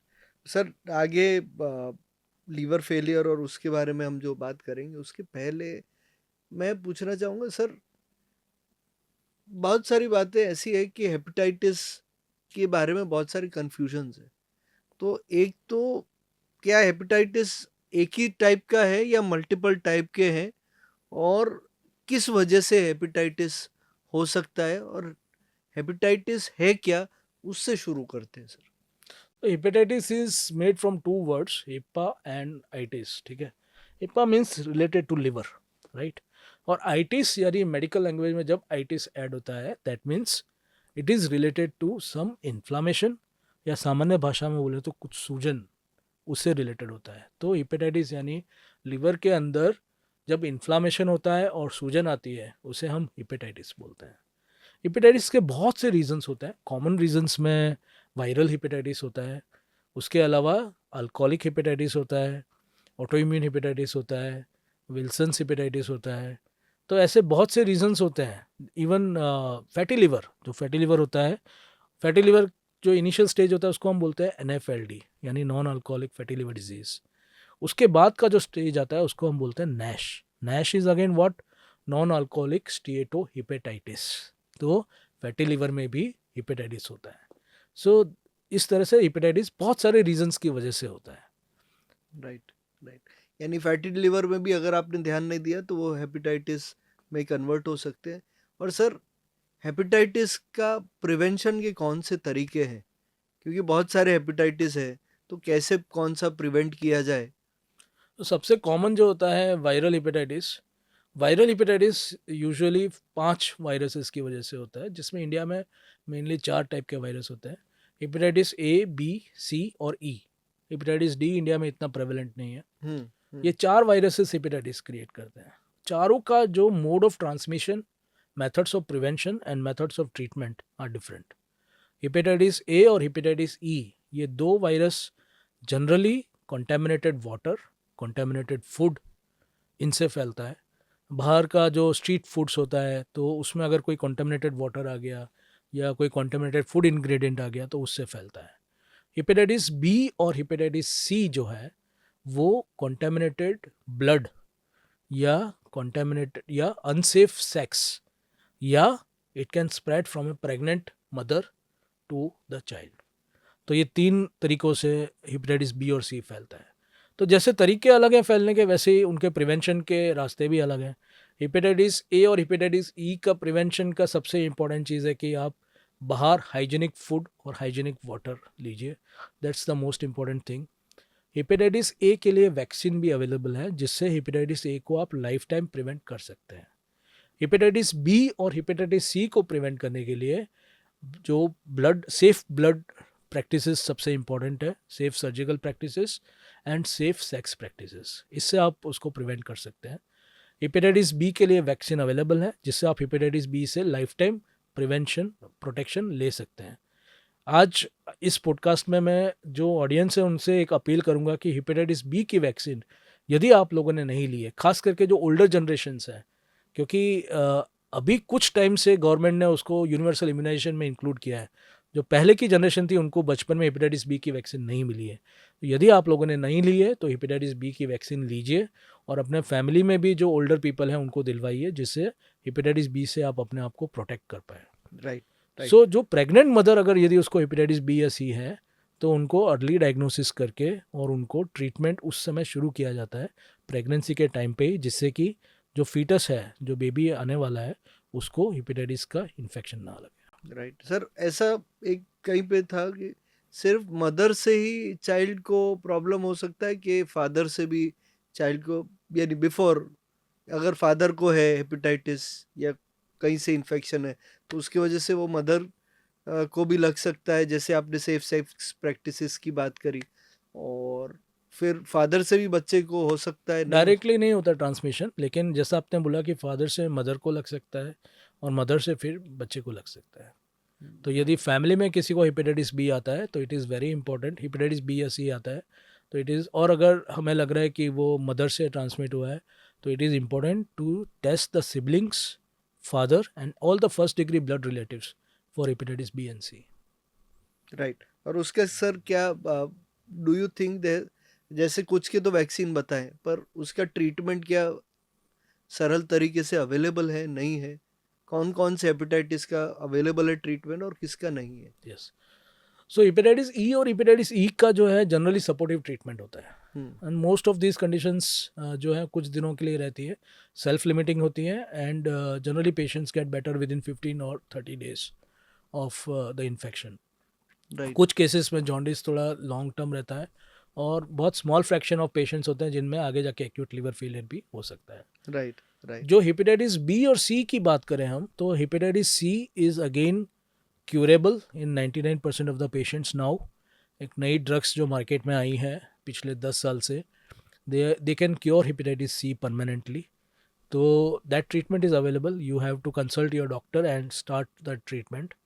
हेपेटाइटिस बी जो है उसकी ट्रीटमेंट एंटीवायरल ड्रग्स होते हैं, but they may not be effective in most of the patients, but they can help in controlling the virus replication so that कि वो वायरस आपके लिवर को ज़्यादा डैमेज ना करे। राइट। राइट। राइट। और सर, अभी ये सिचुएशन में अगर हमने सही कंट्रोलिंग मेजर नहीं हुए तो फिर क्या हो सकता है? सो हेपेटाइटिस बी और सी यदि सही टाइम पे कंट्रोल नहीं हुआ तो आगे जाके लिवर सिरोसिस हो सकता है। लिवर सिरोसिस यानी लिवर का पूरा स्ट्रक्चर बदल सकता है और आगे जाके लिवर ट्रांसप्लांट की फिर ज़रूरत पड़ सकती है। इसके अलावा लिवर कैंसर्स भी हो सकते हैं हेपेटाइटिस बी में, खास करके सिरोसिस ना हो लेकिन डायरेक्टली लिवर कैंसर भी उसमें हो सकता है। तो इसलिए इनको सही टाइम पे ट्रीट करना बहुत ज़रूरी है। जी, जैसे आपने बताया कि लिवर का शेप बदलना चालू हो जाता है, तो वो क्यों होता है सर? सो जैसा हम सब जानते हैं कि लिवर रीजनरेट होता है, लिवर एक ऐसा अद्भुत ऑर्गन है कि जितनी बार वो डैमेज होता है उतनी बार रीजनरेट होता है। पर जब वो कंटिन्यूस बार बार डैमेज होता है किसी भी वजह से, चाहे वो अल्कोहल हो या वायरस हो या फैट हो, तो it starts regenerating with fibrosis. तो धीरे धीरे क्या होता है कि लिवर के सेल्स के आसपास फाइब्रोसिस होना शुरू हो जाता है। जब वहाँ पे भी गाड़ी अटकती नहीं है तो फिर आगे जाके स्कारिंग प्रोड्यूस होना शुरू हो जाता है और लिवर के सेल्स लिवर स्कार्ड होना शुरू हो जाता है। और स्कार की वजह से क्या होता है कि लिवर हार्ड होना शुरू हो जाता है। हमारे कहीं पे हाथ में कोई चोट लगे, जब उसमें स्कार बनता है तो हम देखते हैं कि वो स्किन थोड़ी सी खिंच जाती है and over the time it becomes hard also. तो वैसे ही लिवर भी हार्ड होना शुरू हो जाता है। और जो लिवर जो पहले सॉफ्ट था, प्लायबल था, वो जब हार्ड हो जाता है तो धीरे धीरे लिवर का फंक्शन है वो कम होना शुरू हो जाता है। कुछ केसेस में लिवर की साइज़ शुरू में बढ़ती है, फिर धीरे धीरे साइज़ कम होती है, but the end result is that liver start shrinking, liver का साइज़ कम होना शुरू हो जाता है and that is the end stage liver disease. Right. Right. और सर, ये जो सिचुएशन है लिवर सिरोसिस का, सबसे पहले फैटी लिवर होता है, फिर धीरे धीरे स्टेज के बाय स्टेज हम आगे बढ़ रहे हैं। कोई अलग अलग रीजन से भी होता है कि सीधा लिवर सिरोसिस वाला स्टेज आ गया। Do you think fatty liver के बाद ही लिवर सिरोसिस का स्टेज आता है कि इन बिटवीन भी कभी? Usually cirrhosis comes in stages. So पहले फैटी लिवर होता है, फिर फाइब्रोसिस होता है, उसके बाद सिरोसिस होता है। जी। Up till fibrosis it can be reversed, liver can become completely normal if you treat it, if you take proper measures. जब cirrhosis होता है तो that is an irreversible change in the liver structure, and in that situation most of the cases cannot reverse back to normal. बराबर sir, उसमें transplant हो सकता है कि ट्रांसप्लांट भी कुछ स्टेज के बाद बहुत मुश्किल हो जाता है? नहीं, ट्रांसप्लांट बिल्कुल हो सकता है, लेकिन ऐसा नहीं है कि हर एक लिवर सिरोसिस के पेशेंट्स को ट्रांसप्लांट की ज़रूरत पड़ती है। जब एडवांस लिवर सिरोसिस होता है तब ट्रांसप्लांट की ज़रूरत पड़ती है, and transplant can cure the cirrhosis if done in at the correct time. Correct time, timing is the very most important, important very thing. Important. जैसे फैटी लिवर को, sir आपने कभी ऐसे केसेस, आई एम श्योर काफ़ी cases आप देखते हैं, तो सर फैटी लिवर को कैसे रिवर्स किया जाता है? फैटी लिवर को, जैसे कि लाइफस्टाइल डिजीज़ है, तो उसका रिवर्सल का जो की है वो भी उसी में छुपा हुआ है जो उसका फैटी लिवर का रीज़न कारण होता है। तो you change your lifestyle, you adopt an active lifestyle, you adopt healthy food habits, you go for regular exercises, आप अल्कोहल या दूसरे हार्मफुल सब्सटेंसेस, बाहर का जंक फूड, इससे दूर रहिए। और जब फैटी लिवर थोड़ा सा एडवांस स्टेज में होता है, जैसे ग्रेड 2 या ग्रेड 3 होता है, तो बहुत सी मेडिसिन हैं जो आपको हेल्प करती है इसको रिवर्स करने के लिए। राइट, और उसके अंदर भी कंट्रोल्ड तरीके से जो आप एक्सपर्ट्स और डॉक्टर्स के पास जाएंगे तो they yes, will be able to they are help all you. Prescription medicine, तो आपको डॉक्टर्स को दिखा के ही वो मेडिसिन प्रिस्क्राइब की जाती है। Right, right. और सर क्या जैसे आपने बताया कि कोई तरीका है कि लिवर सिरोसिस तो रिवर्स हो सकता है, फाइब्रोसिस भी कुछ हद तक रिवर्स हो सकता है, कैन यू टेल मी? क्या? फाइब्रोसिस कम्प्लीटली रिवर्स हो सकता है। हम्म। सिरोसिस जब होता है तो मोस्ट ऑफ द केसेस में ये रिवर्स नहीं हो सकता। ओके, यानी आप कहना ये चाहते हैं कि जैसे आप बोल रहे हैं कि फाइब्रोसिस रिवर्स हो सकता है, सिरोसिस एक स्टेज पे जैसे आ जाता है तो वो रिवर्सेबल नहीं होता है। सर कोई तरीका है कि हमें पहले से पता लग जाए कि ये कुछ ऐसा स्टेज पे आ रहा है, जैसे फैटी लिवर फंक्शन टेस्ट है, फिर उसके आगे की चीज़, जैसे अभी टेक्नोलॉजी एडवांस हो रही है, क्या कोई ऐसा तरीका है जिससे पता चल जाए कि ये स्टेज तक आप पहुंच गए हो, रुक जाओ, ये खतरे की घंटी है, इसके आगे बहुत ही मुश्किल आने वाली है? या सो फाइब्रोसिस तक अनफॉर्चुनेटली कोई सिम्टम्स, कोई सीरियस साइंस नहीं आते हैं, और अक्सर लिवर सिरोसिस बहुत एडवांस स्टेट में डायग्नोज होता है। लेकिन कुछ ऐसे अर्ली साइंस होते हैं जिनको हम अक्सर इग्नोर कर देते हैं, जैसे कि दिन भर थकान लगना। नॉर्मली हमारी लाइफ अभी तक सब कुछ ठीक था, कुछ महीनों से दिन भर थकावट महसूस होती रहती, बहुत सटल सिम्टम है। अक्सर हम ये बोलते हैं कि चलो वो थोड़ा काम बढ़ गया है, या वेदर चेंजेस, या इन सब चीज़ों की वजह से थकान ज़्यादा लगती है। It can be an early sign of liver cirrhosis. इसके अलावा भूख कम लगना, डाइजेशन थोड़ा सा गड़बड़ हो जाना, वेट लॉस होना शुरू हो जाना, आँखों में हल्का सा पीलापन आ जाना। हल्का सा पीलापन होता है, कभी कभी हमें पता भी नहीं चलता कि this may be a onset of jaundice. Urine एकदम पीला आना शुरू हो जाना। और कई बार तो डायग्नोसिस ऐसे भी होता है कि आपने रूटीन हेल्थ चेकअप कराया और आपके प्लेटलेट्स कम आए, नॉर्मल काउंट से कहीं ज़्यादा कम हो गए प्लेटलेट्स। तो ये भी अर्ली साइंस होते हैं लिवर सिरोसिस के। खुजली होना शरीर में, अदरवाइज आपको अभी तक कोई प्रॉब्लम नहीं था, कुछ महीनों से पूरे शरीर में खुजली होनी शुरू हो गई है।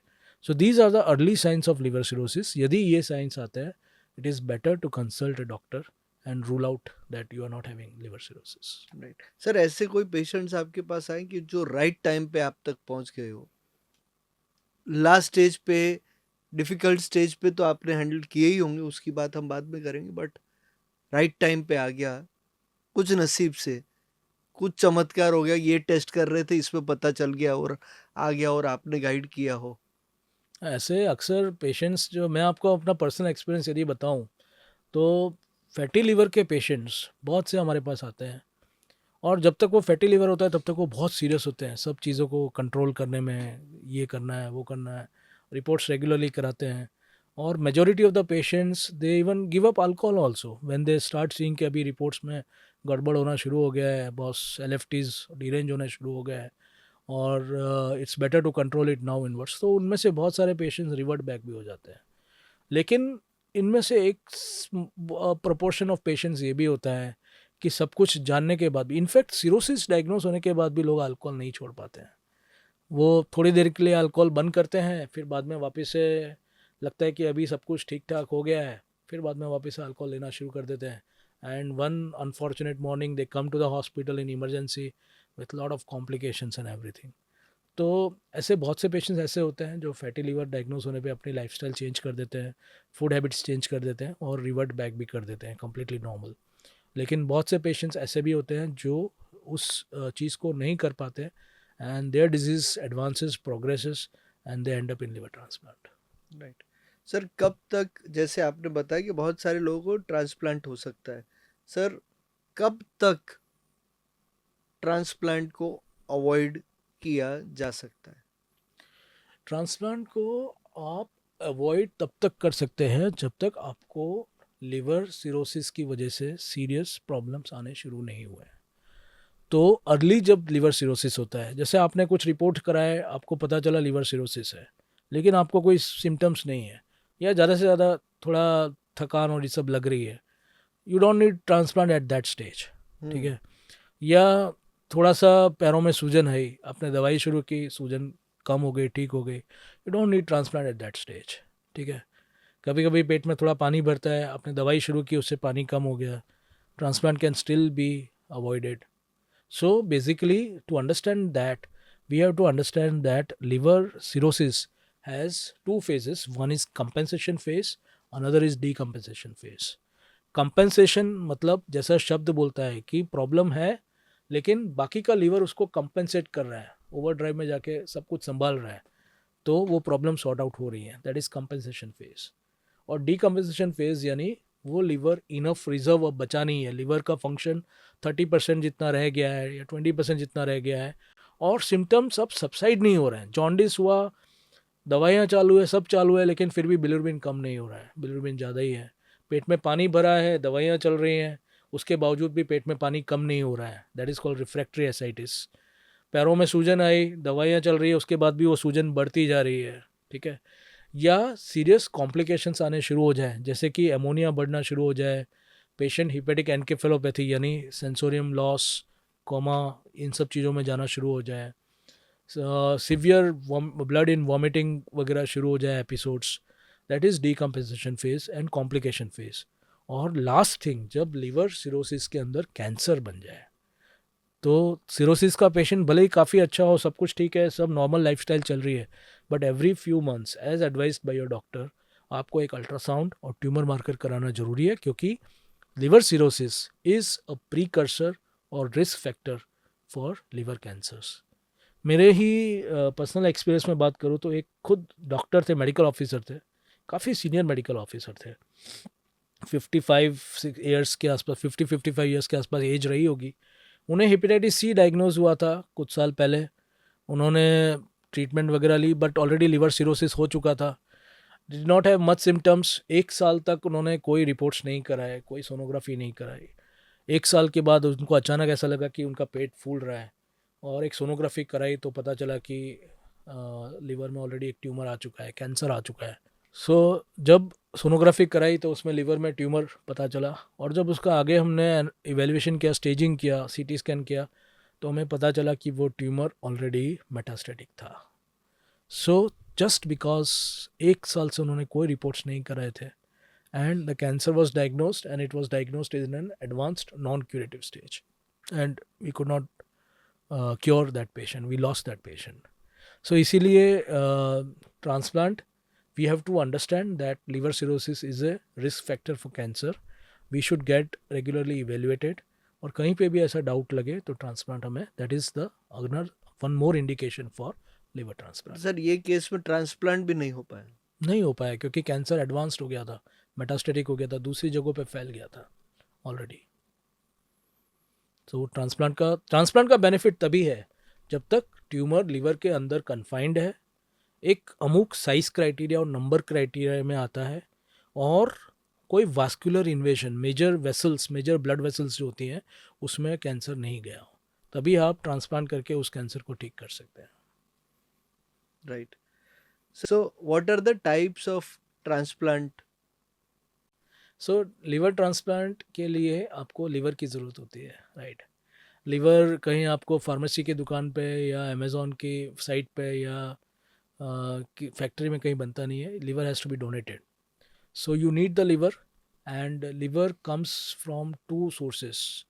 One is cadaveric source, another is living donor. Cadaveric यानी कि मेडिकल भाषा में उसको डिजीज डोनर ट्रांसप्लांट बोलते हैं. तो उसमें क्या होता है कि जैसे किसी के रिलेटिव्स ब्रेन डेड हो गए, उनका हार्ट काम कर रहा है and they want to donate his organs, तो ऐसी कंडीशन में उनका ऑर्गन जो हम डोनेशन में आता है उसको लेके और किसी पेशेंट को दे सकते हैं, that is cadaveric transplant. Living donor transplant यानी आपकी फैमिली में से कोई आपका फैमिली रिलेटिव, कोई आपका हितचिंतक आपके परिवार का, वो आपको लीवर का एक भाग आपको डोनेट करे, that is living donor transplant. Right, right. और सर ये ट्रांसप्लांट के क्या प्रोसेस होते हैं, कैसे होता है कि भाई मैच ढूंढा जाता है, क्या तरीके होते हैं इसके प्रोसेस में ट्रांसप्लांट के लिए, कि या लंबा वेट पीरियड होता है, कैसे होता है सर? या सो उसके लिए जो सबसे इम्पोर्टेंट क्वेश्चन हमें ये आंसर करना होता है कि क्या हमारा पेशेंट ट्रांसप्लांट के लिए थोड़ा बहुत वेट कर सकता है या नहीं। क्यों ये आंसर करना होता है, क्योंकि जो ट्रांसप्लांट के दो प्रकार होते हैं, कैडेवरिक और लिविंग डोनर। तो कैडेवरिक ये तय करने के लिए कि कौन सा ट्रांसप्लांट हमें ऑफर करना है, कैडेवरिक ट्रांसप्लांट में एक वेटिंग पीरियड आता है जो अक्सर 3 से 6 महीने के आसपास होता है। कम भी हो सकता है, ज़्यादा भी हो सकता है, किस्मत पे होता है, लेकिन एक वेटिंग पीरियड डेफिनेटली आता है। यदि आपका पेशेंट ज़्यादा वेट नहीं कर सकता, कैसी कंडीशंस में वेट नहीं कर सकता, जब पेशेंट सिक हो, कॉम्प्लिकेशंस आने शुरू हो गए हों, लीवर कैंसर हो गया हो, या लीवर की वजह से दूसरे ऑर्गन्स अफेक्ट होने लगे हों, जैसे किडनीज अफेक्ट हो रही हैं, लंग्स अफेक्ट हो रहे हैं, तो ऐसी कंडीशन में पेशेंट्स का जल्दी ट्रांसप्लांट करना ज़रूरी है। ऐसी सिचुएशन में लिविंग डोनर ट्रांसप्लांट करना हमें ज़रूरी होता है। तो जब ये तय हो जाता है कि हमें कैडेविक करना है या लिविंग डोनर करना है, तो आगे की प्रोसेस होती है। दोनों के लिए रिपोर्ट्स सेम होते हैं पेशेंट के लिए। कैडेवरिक में सारे रिपोर्ट्स होते हैं जिनमें अक्सर 2 दिन का वक्त लगता है। 2 दिन में जब सारे रिपोर्ट्स हो जाते हैं, which includes the fitness, cardiac fitness, lung fit, pulmonary fitness, everything, उसके बाद उस पेशेंट को हॉस्पिटल से ही ऑनलाइन रजिस्टर्ड किया जाता है। गुजरात में सोटो करके एक ऑर्गेनाइजेशन है जिसकी वेबसाइट पे हम लोग ही रजिस्टर्ड करते हैं, और वो उसका ऑनलाइन जब रजिस्ट्रेशन हो जाता है उसके बाद he has to wait for the call. He और she has to come regularly for followup. Followup उनके खुद के डॉक्टर के पास भी कर सकते हैं या हमारे पास भी आ सकते हैं। लिविंग डोनर में वेटिंग पीरियड नहीं होता। लिविंग डोनर में पेशेंट के भी रिपोर्ट्स होते हैं और जो डोनर है उसके भी रिपोर्ट्स होते हैं, जिसमें टोटल टाइम अगेन 2 दिन का वक्त लगता है। जब ये रिपोर्ट्स हो जाते हैं फिर हमें कुछ डॉक्यूमेंट्स की ज़रूरत पड़ती है। The main purpose of these documents is to prove the relation between the donor and the recipient, जिससे हमें ये श्योरिटी हो कि ये डोनर है वो रिलेटेड है, there is no interaction, though no financial interaction between the donor and the recipient. जब ये हो जाता है फिर एक ऑथोराइजेशन कमेटी होती है जो बैठती है, जो इसको कंफर्म करती है कि donor is related to the recipient, the donor is donating voluntarily his or her liver to the recipient, and there is no financial transaction involved in the whole process. Then they give the approval, उसके बाद फिर liver transplant होता है। Right. तो इसमें कुछ माल practices इसमें नहीं होने के लिए डॉक्टर्स या ये संस्थाएं कैसे ध्यान रखती है कि आप, जैसे आपने बताया कि वेरीफाई करते कि ये सब कुछ वॉलेंट्री है, पर कहीं ना कहीं जैसे भारत देश है वेर पैसे की ज़रूरत बहुत होती है लोगों को, तो वो टाइम पे अपने कैसे ये चीज़ का ध्यान रखा जाता है? जब पेशेंट आता है तो डोनर का काउंसलिंग एक अलग तरीके से हम करते हैं, away hmm. From the family, and we try to ascertain one that donor is related to the patient. Hmm. There is no force or pressure involved on the donor. कई बार ये होता है कि फैमिली की तरफ से डोनर पे pressure आता है कि नहीं तू दे दे, हमारे बचाना है उसको, ऐसे करके, और डोनर की इच्छा नहीं होती है, but because of the societal pressure और because of the family pressure और because of the financial pressure, the donor has to is pushed towards donation, तो वो हमें रूल आउट करना होता है। उसके लिए डोनर के साथ हम अकेले में काउंसलिंग करते हैं। जब वो क्लियर हो जाता है उसके बाद डॉक्यूमेंट्स आते हैं जिसमें डोनर और रेसिपिएंट के relations without beyond doubt prove करने के लिए डॉक्यूमेंट्स कलेक्ट किए जाते हैं, एफिडेविट्स बनाई जाती हैं। उसके बाद भी यदि डाउट रह जाता है तो then we do HLA matching of the HLA or DNA matching of the donor and the recipient and prove that donor is related to the recipient in the way that the family is claiming.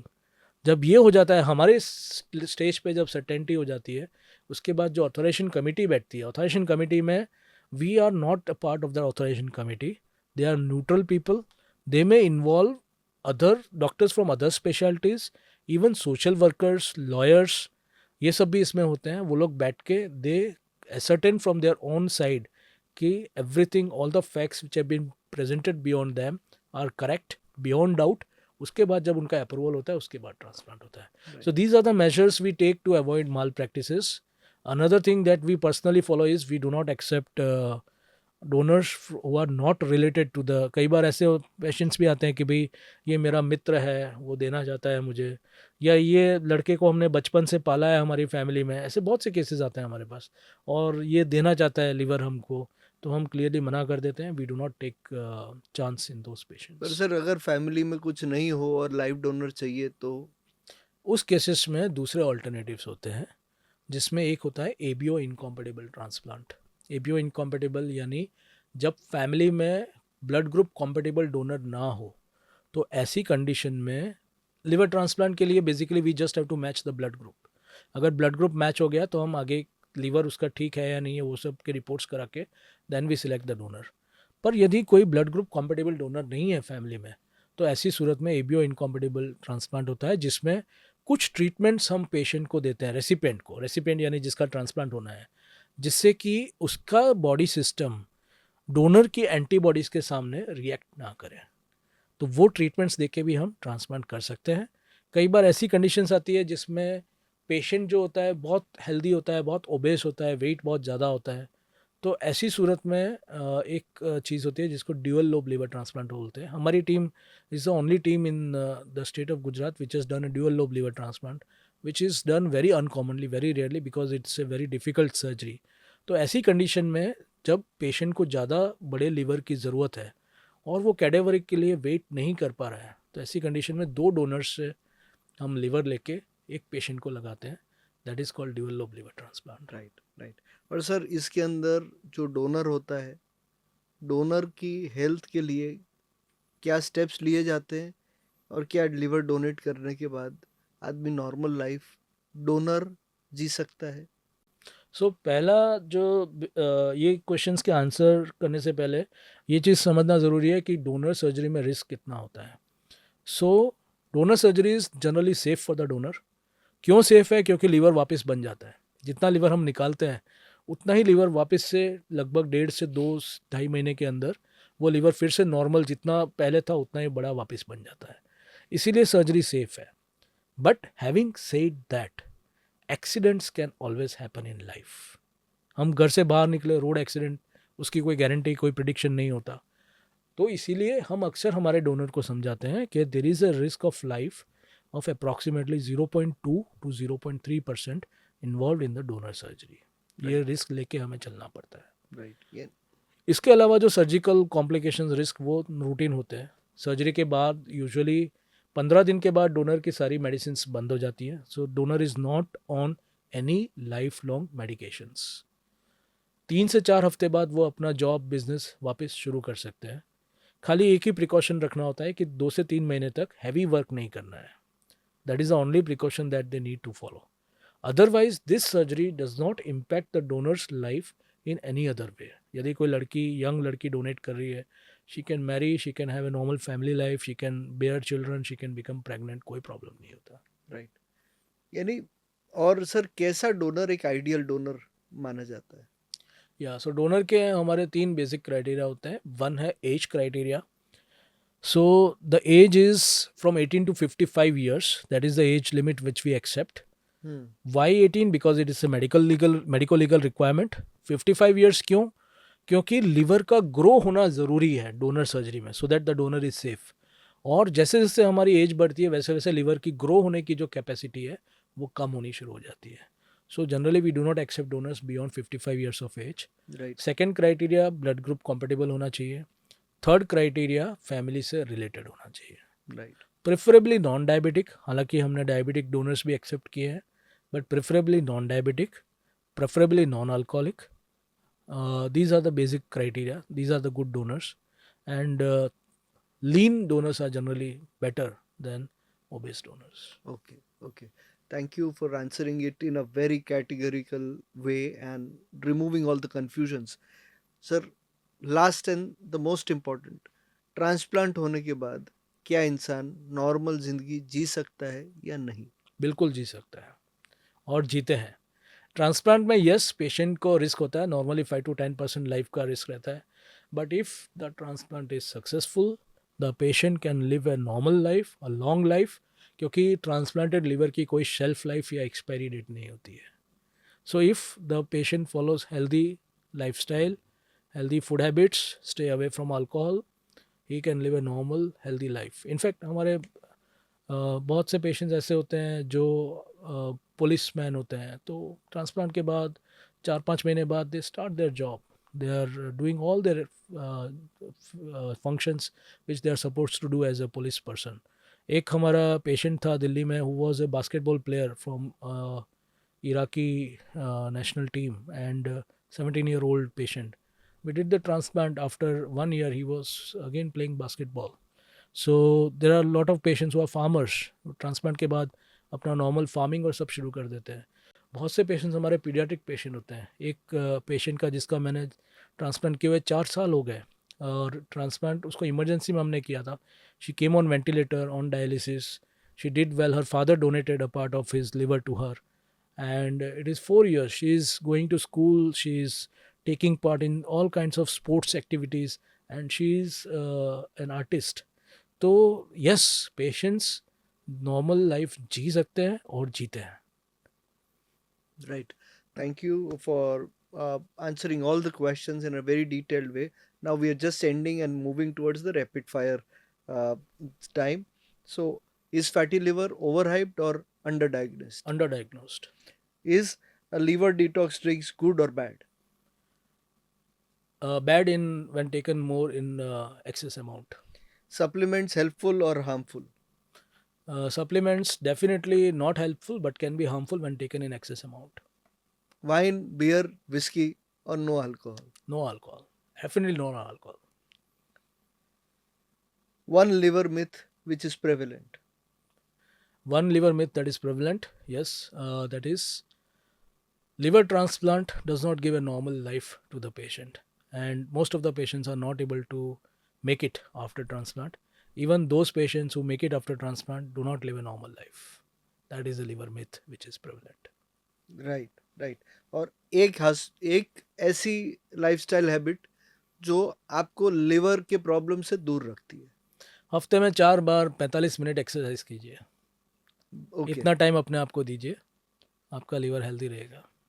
Right, right.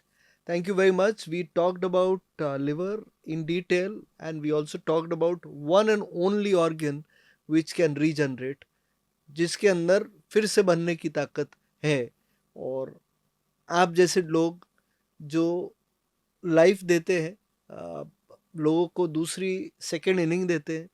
Thank you very much for sparing such a long time on Variety with Vishwam, and we will present extensive content. Maybe काफ़ी detail में बात हुई है, तो हम वो हिसाब से we'll try to present. Thank you very much for tuning in, and have a great day ahead, and stay tuned for more such content. And sir, any message you would want to share? वैसे तो बहुत सारी बातें की है, but the last concluding message. I will conclude it with the statement which I said in the start. Livers do not fail, we fail. So please take care of your liver. Don't let yourself fail your liver. All right. Thank you very much. And sir, I hope everything went well, and I could not ask questions which were like layman वाले कि आपने बहुत बार बहुत लोगों को दिया होगा, पर thank you very much for your time. Thank you. Thank you.